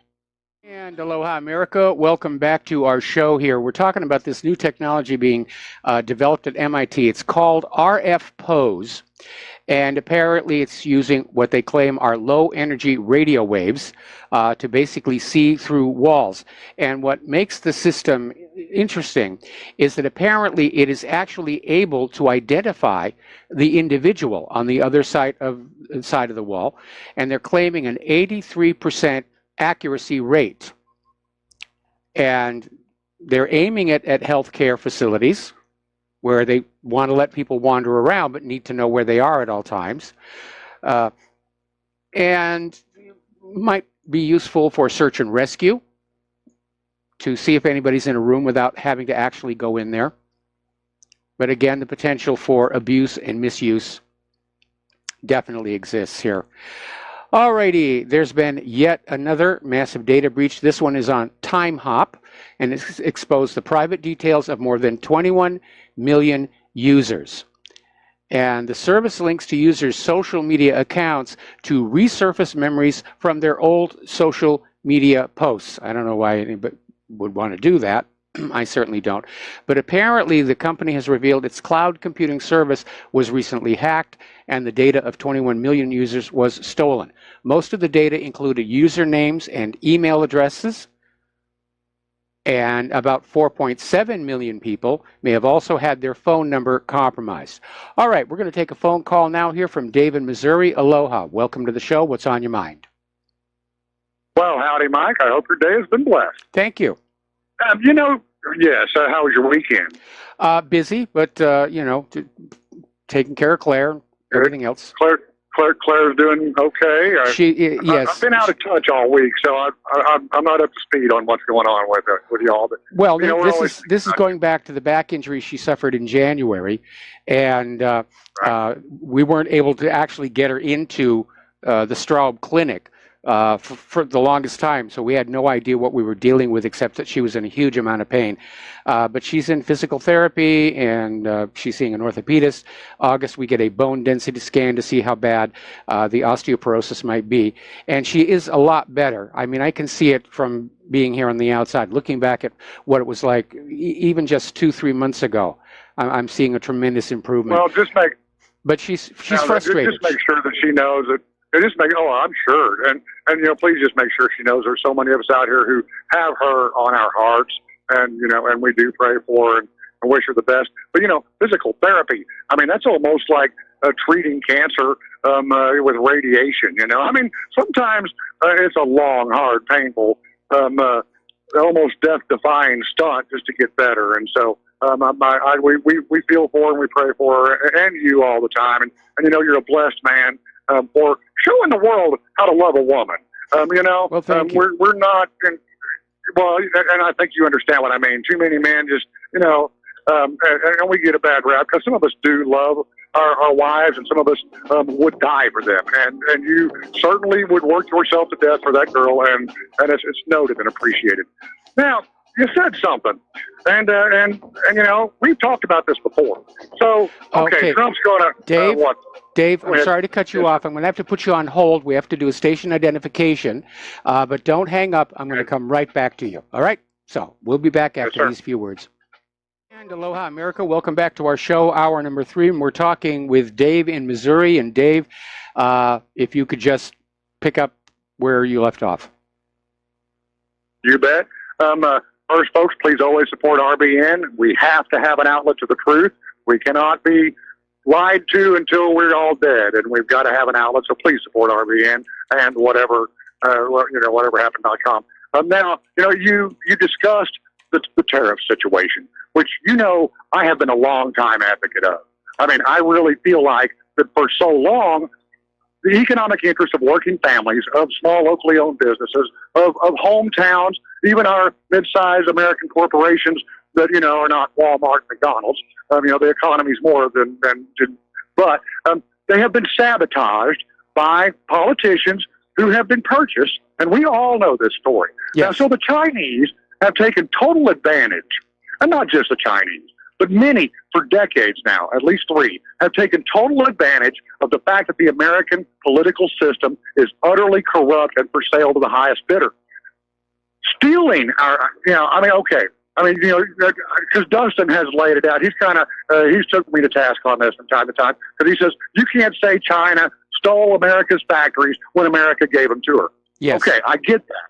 Now, but the fact is, China has increasing surpluses and has gotten richer and richer, while we are poorer and poorer and are deeper in debt. And our hometowns are emptied of opportunities for our children who would like maybe to contribute to their history and where they grew up, but they can't because there's no jobs there to keep them there. So then they get corralled into the cities where they're just kind of kept in tenant poverty, at the same low wage jobs that are really available everywhere. But some of them, a lot of kids these days can't ever afford a car, so public transportation is a big deal. Whatever, there are jobs available in the cities, even though they don't pay. So this is where I was going. I don't want to get off track. We haven't had an American politician in at least recent political history, if ever the political history in America. Now, you may be able to set me straight on that, but I don't know of anyone who has really taken on the economic controls, really taken the reins of the economy as president like Trump has. Certainly, we wouldn't have steel manufacturing companies opening in this country under Hillary or Bernie. And it wouldn't have happened under any of the Republican candidates either. So maybe Rand Paul, if he got in there. But even he wouldn't have been as hard on this issue. So $34 billion. Dude, when you're talking about $1 trillion a year, what is that? That's a drop in the bucket. So now he says $500 billion. Hey, that's going to get their eyes open. Is this a negotiating trade war? What? I mean, really, China needs us more than we do them. All they've done is bankrupt us and fill our landfills with poison plastic crap. So, I mean, at a certain point, the Chinese have not done the American people any service by taking advantage of our corrupt politicians and exploited those opportunities that came along with it. So, Dustin, yes, you're right, brother. Yeah, it's hard to blame China. I mean, it's like, blaming somebody for selling you a Mercedes for $30. Kind of hard to blame them for that. But at the end of the day, this has got to be addressed initially, or economically there is no future for this country, and there may not be now. But, just these signs, and I think you've seen that, the American steel opening up. I travel the country all the time. I'm seeing startups. I'm seeing so many empty warehouses, Mike. It's heartbreaking. I'm seeing them build brand new warehouses that are left empty. I mean, there are towns where, just mile after mile, they're beautiful, perfect warehouse facilities. Maybe 3 of them have anything going on, And so you look at it on the big face. No, it could not continue at the trajectory that it's been going. Is this going to provoke a trade war? Who cares, man? Who cares, really? What we need is investment in our hometowns so our children have a future, and our middle class can, again, maybe thrive someday. Does that make sense? So I'm all for it. It does make sense. And my caution about the trade war is not that, Trump isn't trying to level the playing field and not trying to re-energize our manufacturing. It's that our manufacturing is so weak, it could be botched. And there's also the issue of the national debt. But I'm encouraged by the opening or the reopening of this steel mill. But that's 800 jobs. And when you look at how many people are out of work, we've got a long, long way to go. And let's see. Mike, are we able to put Dave and Dustin on the air together? I would love to talk to Dustin. Okay, Dustin, can you hear me? Hey, Dave. Hey, there we go. Hi, Mike. Hey, Dave. Hey, Dustin, how are you, brother? Man, we love it whenever you call in. We're some of your biggest fans. No, we do, man. I mean, you've always got something funny to say. You're so knowledgeable about really world events that so many of us miss on. And so I don't know where you get it all. I don't know if you sit in front of if you just sit in front of the internet all day. I don't know where you find the information you do, but it's very it's fun to listen to you. And I just want you to rebut what I had to say because I know you have a different take on it. I tell you, you know what got me into this, Mike? Yeah. What really happened got me because I wasn't really not knowledgeable. I used to watch MSNBC, Fox News, CNN, and I believe their stuff, and then I got watching what really happened, and I started realizing after George Bush and Obama, there's something else going on here. It's not all what it seems. Was there one single moment that woke you up? I mean, mine was when I met Hillary Clinton in the Walmart general office in 1987. before anybody knew who the woman was. She was on the Walmart board. That it took time for me to digest everything that I absorbed by trying to put an American-made department in the new super centers and being run out of there by that blonde who later turned out to be Hillary Clinton. But it got me watching events. And so really my pivotal point was way back about the time I was 20 years old in 87 with that episode. Was there something, one particular thing you can think of that kind of was like your snap to moment where it's like, my God, why didn't I see it? My first early was Yugoslavia war. That was it. And then Iraq, 9/11 in Iraq. And then 9/11 happened, Iraq war, and I said, Iraq had nothing to do with it. Right there, that told me that was it. You know, that told me everything was a lie. You know, everything we've been told was a lie. So then you research, you know, then after that, like Mike says, you research back until the history of the country, the history of the world, and you figure out, man, we've been asleep our whole life. Well, you know, and where they get us is that it is so evil and diabolical that we can't really comprehend it, because you or I could never do a thing like that, and none of the listeners could either. You know, we couldn't do those things, and so it's hard to get your head around that there are people that are that evil and they control us. That's tough to digest, you know. Mike, what was your Mike? You've been in this a long time. Like, what was your entrance into believing what you were told? Well, I'm just curious. The Vince Foster case. I mean, I'd sort of already come to understand that we'd been lied to about the Kennedy assassination, but I was still laboring under this rather naive delusion that it was an historical oddity. Then, of course, I ran afoul of the political powers that be with the Vince Foster case, and that's when my eyes really opened, and I said, this country is nothing at all like we're told it is. And that leads me, Mike, I hate to, I watched the Jimmy Dore. If you want, Dave, go watch Jimmy Dore. You might not like him, he's a progressive, but he talks about Ed Schultz, how he was told to push the party line, and you got to watch it, like about the wars, like Phil Donahue and Jesse Venturi. That's why they got fired, because they're against the wars. So General Electric, you know, we all know owned NBC, right? At the time, so you know, but I don't want to say this, but I hate to say it, but our country's finished at this point. Like if China's we're only 15 to 19% of China's what they import here.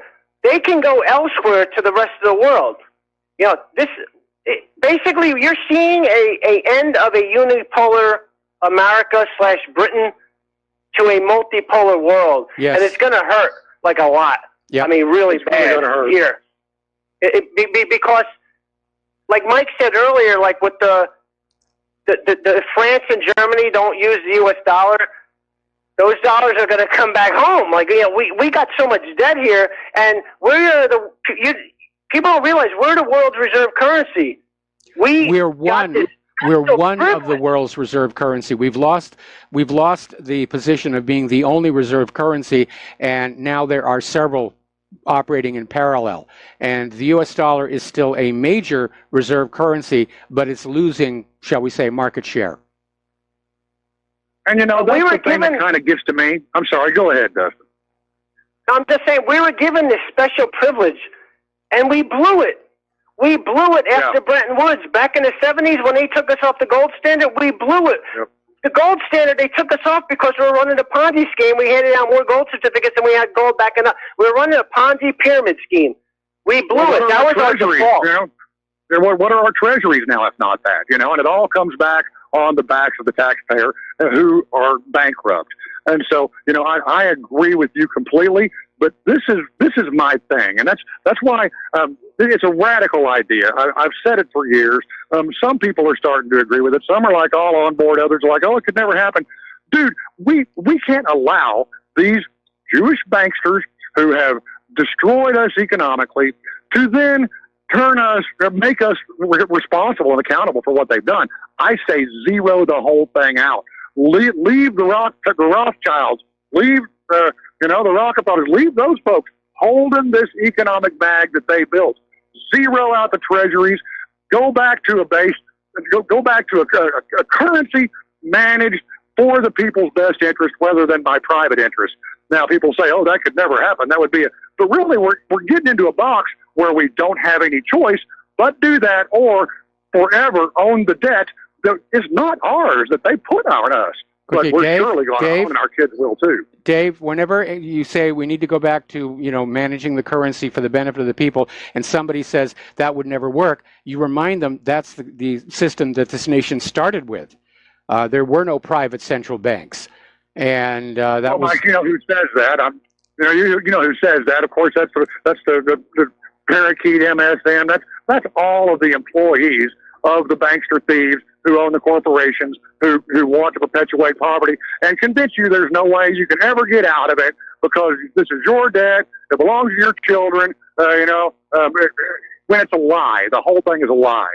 Well, I say zero it out and start over from scratch. But Dave, the whole thing is this is not just a Jewish thing. This is a globalist thing. It's like the globalism is their religion. It's not Jewish or Catholic or Christian or Hindu or whatever.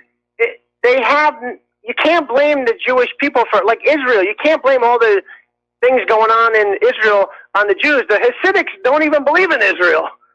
Yeah, I mean, I live in New Jersey, right next to. I live in New Jersey, right next to Lakewood. One at a time. Let's be civil. Sorry. Well, I live in Lakewood, right next to New Jersey. It's a very big Hasidic area. I used to work in Lakewood, which has I talked to a lot of Hasidics, and they tell me things, and and banks and this or that. I mean, yeah, there's Jewish people in banks, but this is bigger than that. Well, I misspoke. I misspoke. I didn't mean Jewish. Rothschilds were coming to head. It is the Zionists. It is the globalists. But it's just an evil at a level that most people can't fathom. So therefore, it's hard for anybody to ever get a hold of. Because you just can't wrap your mind about it because you couldn't do that. And so what I'm saying now, do you agree that we should liberate ourselves from the debt these thieves have placed on us? Is that ever a possibility in reality?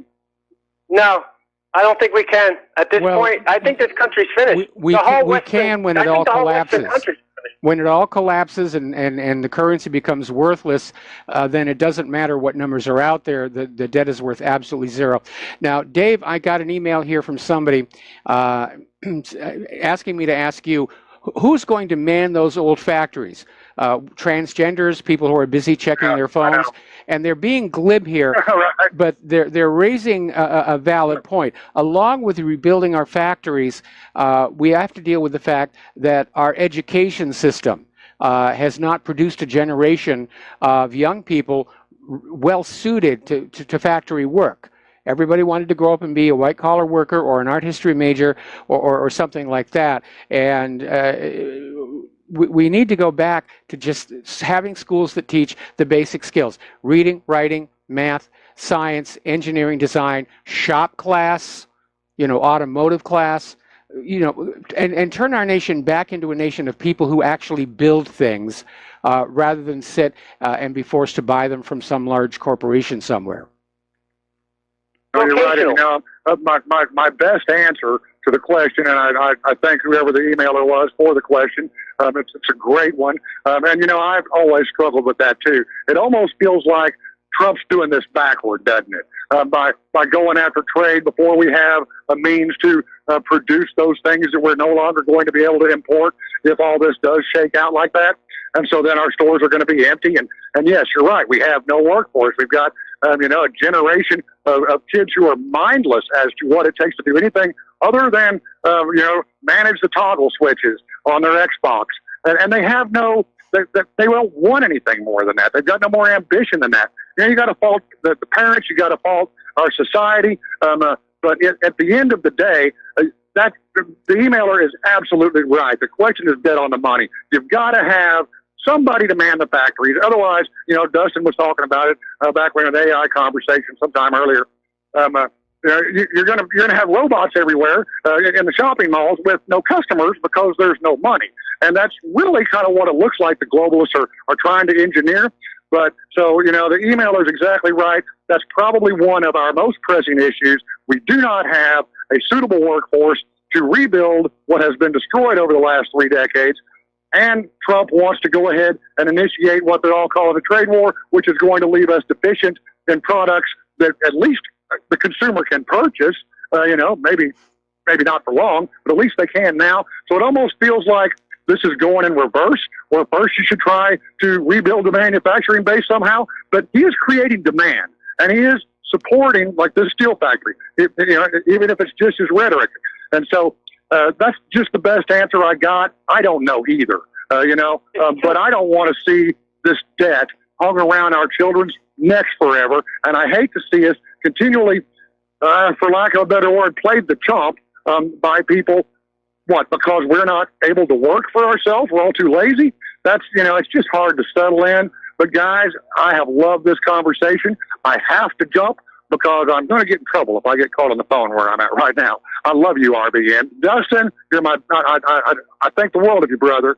And Mike, I love you. All right. Well, thank you very much for that. We'll talk to you soon here. And Dustin, getting on back to what you're saying, I would love to see America's factories and manufacturing rebuilt. I'm concerned that because of the absence of a skilled pool of workers, that this will accelerate the trend toward automation and robotics. And frankly, if we rebuild our factories in this country with robots and automation, we haven't really fixed the problems with the economy. And that is an area of concern. That's why I think it's too late, Mike, because, with Ford coming back or one steel plant with 800 people, it's too late because of the artificial intelligence per se and the robotics. It's just too late. We can't do anything to fix this. It's going to have to collapse and rebuild it from scratch. Because, I agree. Like I I've said, been saying that all along. Unipolar, Mike, unipolar to multipolar world. But what people don't realize, I know you do, Mike, is the petrodollar. If that fails, you're going to have a dollar in your own country. You're going to have to solve your own debt. Right? We're going to have to, how is that going to work out? You're not going to be the empire we were anymore. We're already an empire in decline. This empire is clearly in decline. That's why you're starting to see countries pull away from U.S. hegemonic domination and pivot toward Iran, China, Russia, what have you. And they're describing it as an evil Russian plot. But of course it isn't. Anyway, Dustin, got to take a break for commercials. Thank you for the phone call, and we'll be right back. And aloha, America. Welcome back to the show. We're going to go back to the phones here to Rob in Wisconsin. Aloha, Rob. Welcome to the show. What's on your mind? Hi, Mike. I just wanted to comment on what that last caller was saying about how everything has to come down because there's no way of fixing it. And the reason is that the people are the problem. They won't change until it becomes a need to change or a must change. And that's why the whole normalcy bias has to collapse in order to change to a new normal. And even then, you've got X percentage of the people that will refuse to move out of their old normal, and who knows, they might just expire, they might just sit in the corner and cry until whatever. Yet, with that in mind, Trump and the team that's in there, they know all of this stuff. They know that you can't fix a broken system. Yet at the same time, you give people the ability him and the team, the ability to buy time so that they can implement their plans, because I can't believe for one moment that this man who's run his life and made his money and cut his teeth on bankruptcies, fixing bankrupt companies, that he's taking over the biggest bankrupt corporation of the world, that he's not looking at how he takes it down and restarts. Well, I don't think. Would you agree? I don't think that it can be taken down and restarted from within the system. I still think that we're going to have to go through a Soviet Union style collapse in this country, and that our current economic system has to basically be shut down. We need to go back to honest banking. And we're starting to see more states and more countries around the world realizing that private central banking is a scam. It's a debt trap that is designed so you cannot escape it. And all of the economic woes, the wealth inequality, the hardship that we're suffering goes back to those private central banks. And that's why the Founding Fathers fought so hard to keep that evil from being in this country. The revolution was fought to free us from a private central bank. And unfortunately, because Congress will sell their own mother for $1, a little over 100 years ago, the American people got sold back into the slavery of yet another private central bank. But Americans are waking up and realizing that, yeah, there's an issue here. The economy, as it's set up, does not operate for the ordinary people. And as we've become more fascist over the last few years, we're seeing the wealth inequality accelerate. And at some point, it's going to break. It has to break. There's no way that this economy can be sustained the way it operates right now. So it's going to have to break. And then we, the people, are going to have to stand up and say, we want an honest money system. Well, and I agree completely, because from what I'm seeing and hearing is that they are, once they bring it, well, they're trying to bring it down when they can bring it down instead of when the globalist elite decide that it's a good time to do. And that way they can control the narrative and point to, hey, how did this happen? Because that's what I tell people. It's just like Dr. Deagle always says. Ask better questions. How did this happen? Well, how did it work? Well, oh, okay, this, and this. And then when you start to, that's when the Federal Reserve gets laid naked and they can call for them to be audited, and then everything is pulled out. But in the meantime, though, you'll still have chaos of some sort. It doesn't matter what system, how you restart it, how it comes down, and how it goes to, you have a transition period that to get to the new normal, people are going to go through rough times. I mean, I've taught preparedness just on an average level with smart people, and they flat out tell me, well, they're okay, they got guns or they got this, and John Moore and I have had this discussion ad nauseum. And, again, but the biggest challenge there are the people. The people have it too easy in this country. We've been trained to be distracted, to accept what comes along. Just wait for the next good, fun, excitement, the good meal. The fluoride will take care of everything. You'll not remember much. So it's a sad thing. It really is. It really is. It really is. I mean, there's a life cycle of nations. And the last part of it before the downfall is the complacency of the ordinary citizen. And that is, sadly, bingo. Yeah, where a lot of Americans still are. Most of us good people they don't even realize that we are out there. They're yelling at us for trying to wake them up and point to this stuff, and they don't even understand or give us the due respect that we're out there fighting to save their lives and their future quality of life, to reinstate it to what it should really be. And they don't want to look at it. They refuse to look at it. And yeah, it's kind of like the movie They Live with the sunglasses. So, all right, well, listen. I'll tell you what. Have a good night. All right, yeah, Rob, we got to let you go. We got to do a commercial break, and we'll be right back. And aloha, America. Welcome back to our show here. So let's get some more science news in here. As you know, we're in the middle of summer, and inevitably we're getting all these news stories about, record heat here, record heat there. For a while, they were trying to blame the wildfires in the American West on global warming until it came on out that many of them were set by an illegal immigrant. That story kind of went away. But apparently, all over the country, even though it's summer, they still keep track of the temperatures, the cold temperatures. And up in Eugene, Oregon, they set a cold temperature record. And this was July 3rd. So coldest July temperature since records were being kept. all-time record low here. Now, Montana also had snow on July 3rd. There's snow up in the Rockies, and yes, it's the higher elevations.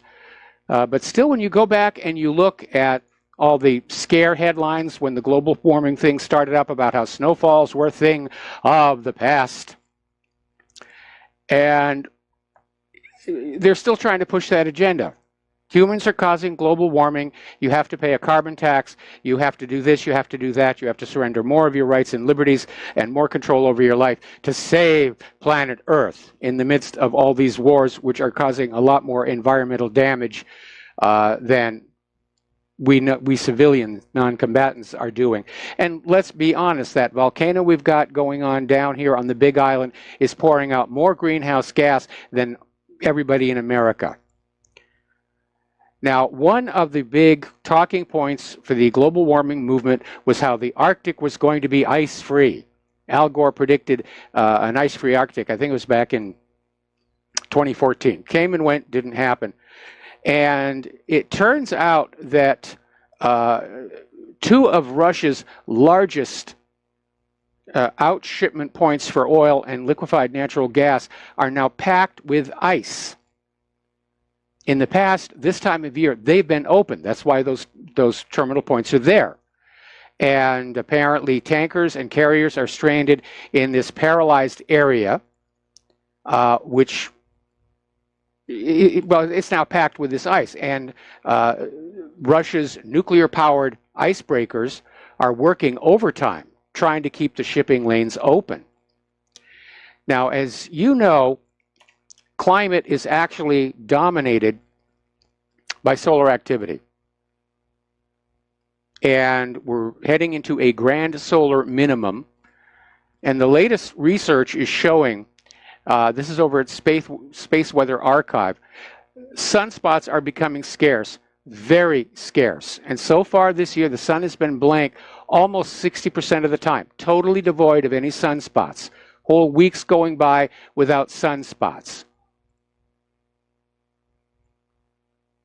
Now, experts have been saying this is going to happen on the current solar cycle, and we have these overlapping solar cycles that are aligning together. But the surprise is how fast the sunspots are going away.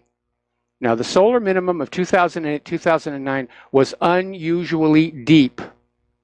The sun set records for low sunspot numbers, weak solar wind, and depressed solar irradiance. So it's really starting to happen. Now, Lord Christopher Monckton, who is a critic of the theory of human-caused climate change, basically describes it as a hoax, and how ridiculous, pushing the idea that carbon dioxide has more of an effect on the Earth than the sun itself. And apparently, Lord Christopher Monckton made an interesting discovery in studying the climate models being used by the global warming charlatans, in that they didn't even include solar effects in the models. They were just modeling a fantasy world where carbon dioxide made things warm.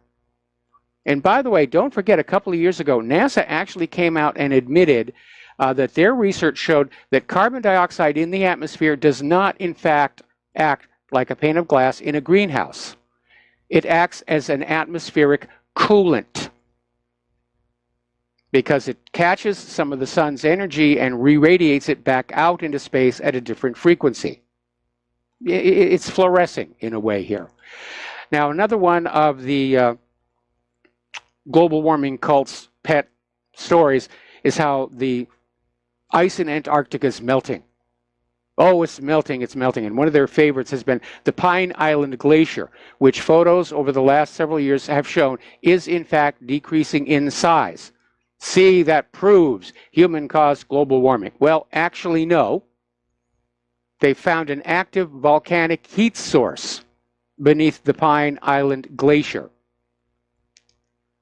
And they're saying this is going to change dramatically how the melting ice was studied. Well, yeah, because now you know there's a heat source that can't be blamed on human activity. And here's another inconvenient truth for you. Greenhouse gas emissions are actually falling right now.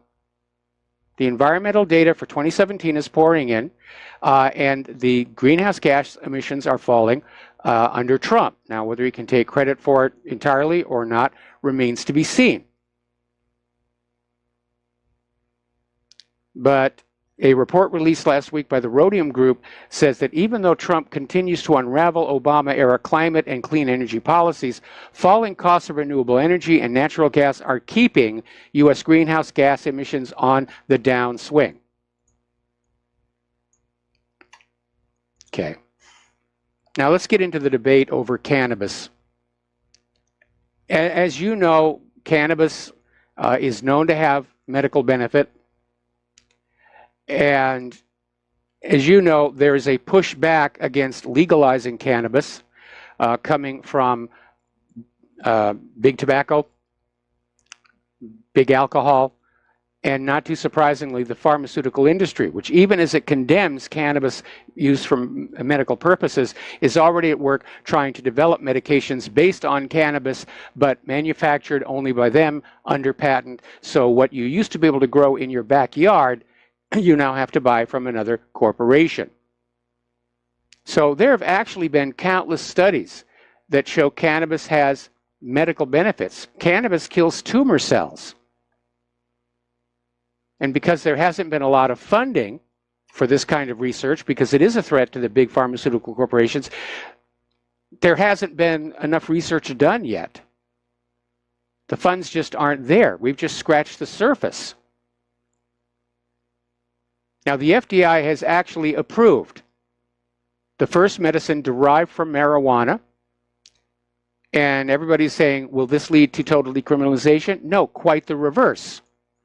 Because once they say that people who need cannabis for medical purposes can buy it at the pharmacy, then they'll say, now that there's no more reason to legalize it. And we're going to work to ban it. And if you want to get intoxicated, you go right on down to that bottle shop and you buy something that comes out of a factory. Now, over in Oklahoma, their voters have approved medical marijuana legalization. And so the original redneck state has legalized medical marijuana. And it was a tight vote. 56.3% to 43.7%, assuming somebody wasn't trying to rig the election in favor of big pharma here. Now, here's a surprise, because when states started legalizing marijuana, one of the hue and cries coming out of the ban all fun things people was it was going to lead to traffic accidents. People were going to be driving while smoking. Well, that's illegal anyway, and you can't drive while you're drinking either. But it turns out over in Nevada, newly published data from the Nevada Department of Public Safety revealed something unexpected. Traffic deaths plunged by 10% in the first year since recreational marijuana was legalized.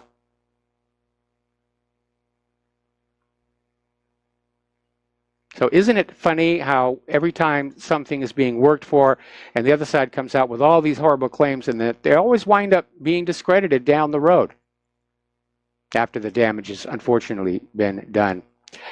Researchers at the University of Amherst, in conjunction with scientists from 13 other universities, looked into a material called triclosan. It's a common antimicrobial found in toothpastes and soaps. And they discovered, unfortunately, with tests on mice, it promotes the development of colon cancer. They had a control group, they had a test group. The test group was getting the triclosan, and they came down with all these medical problems. Inflammatory bowel disease, colon cancer, pain and spasm, diarrhea, rectal bleeding.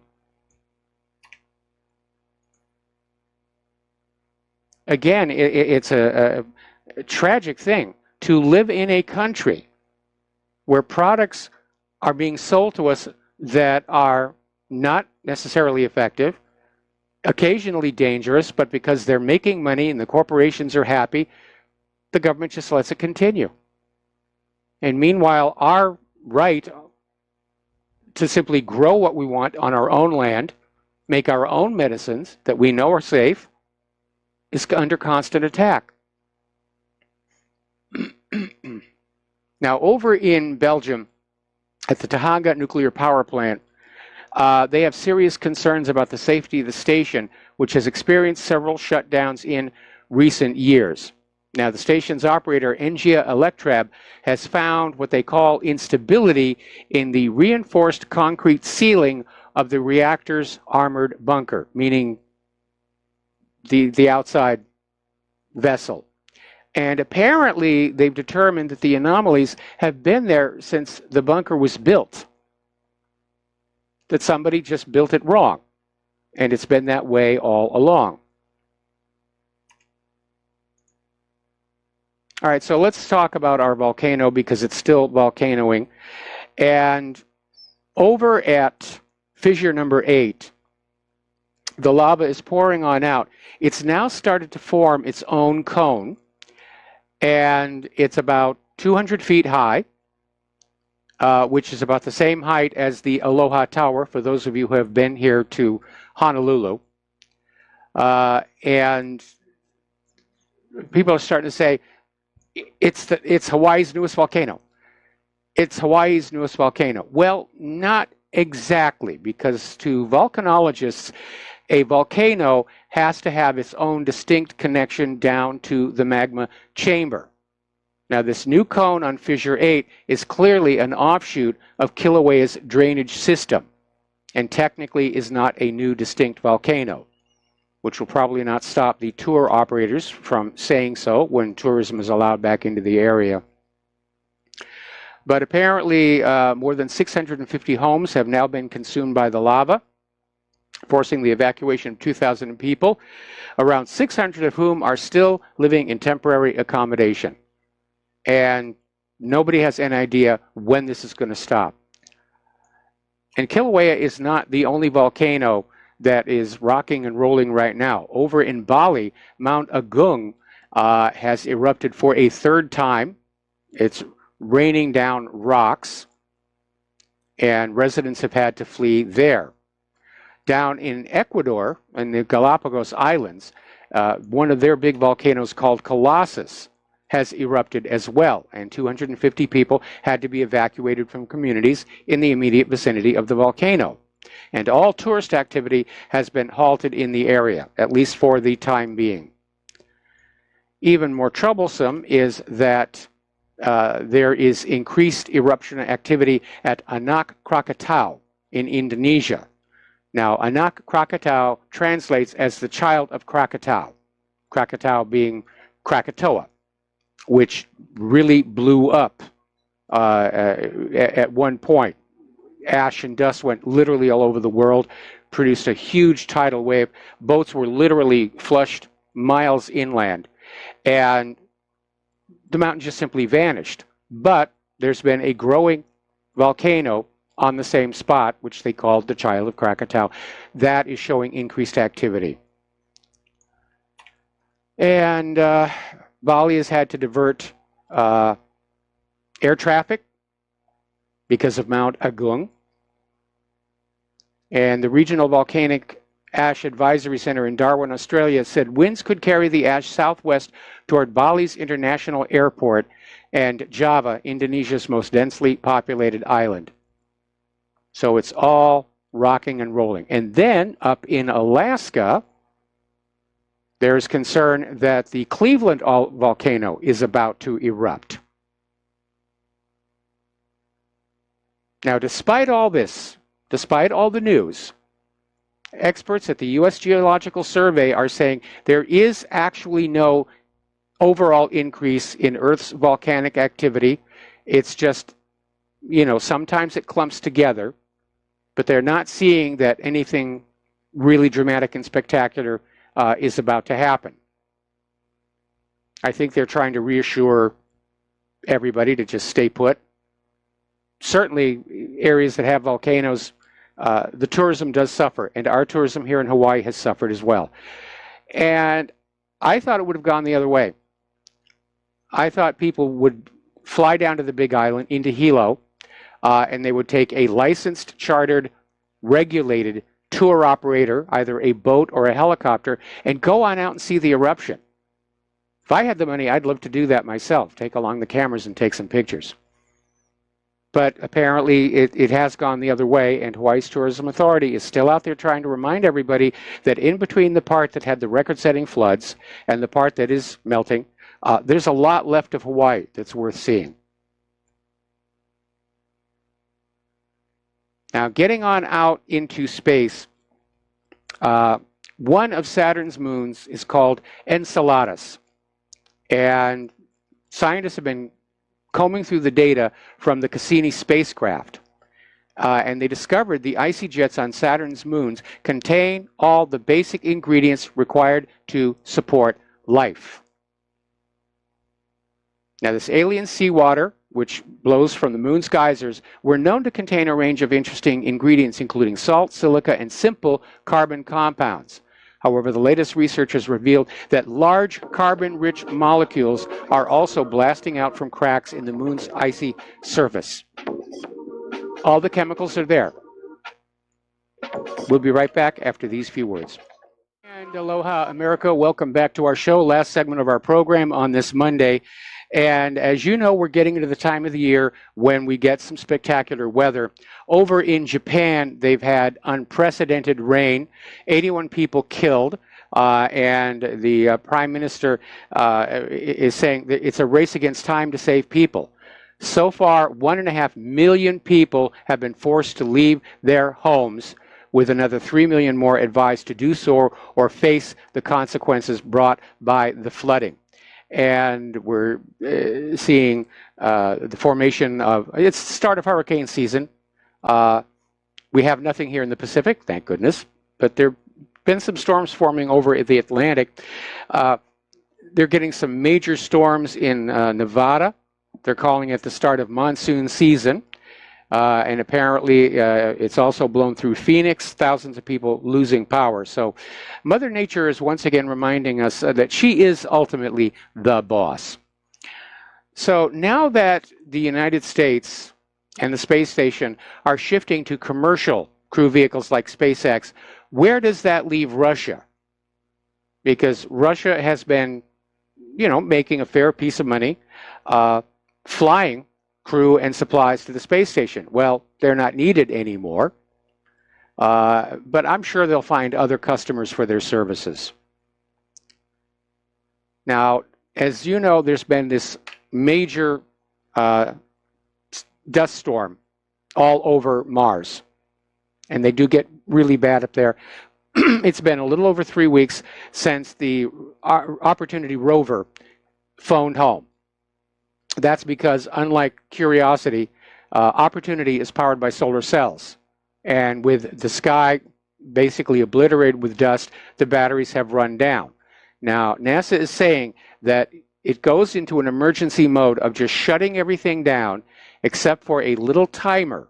And that timer just runs for a while, and then it wakes up briefly to see if it's getting power from the solar cells. And if it doesn't, it goes back to sleep and starts the cycle all over again. If it does start getting power, then it starts recharging and bringing itself back to life. So NASA is hoping that rover will wake up, and I hope so too. You know, I've been at those consoles. I know how those people feel about their missions. It's more than just a job and a paycheck. And so I wish them well. I hope they get their ship back up and running. Over in Japan, not quite so good. Apparently back on June 30th, a private Japanese rocket crashed into Earth just seconds after launch. And looking at the video, it looked to me like the engine basically failed. And was burning the fuel and was coming on out, but wasn't able to produce any thrust. And it was flying for a total of 10 seconds. It's not an easy thing to build a good working rocket. And I say that as somebody who grew up in the age where model rocketry, you built them all yourself. This was the days before Estes and prefabricated kits. All right, there's the music. Time for me to get on out of here. I got to do the Jim Goddard show and then do some errands. Stay tuned for John Stadmiller. I'm sure he's got a lot of interesting things to share with you. Please take what you learn here and at my website and share it with everyone that you know. We need to get the word out.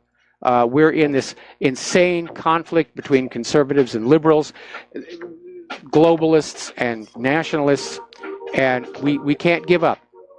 So please support Republic Broadcasting. We'll be back tomorrow. Aloha, America.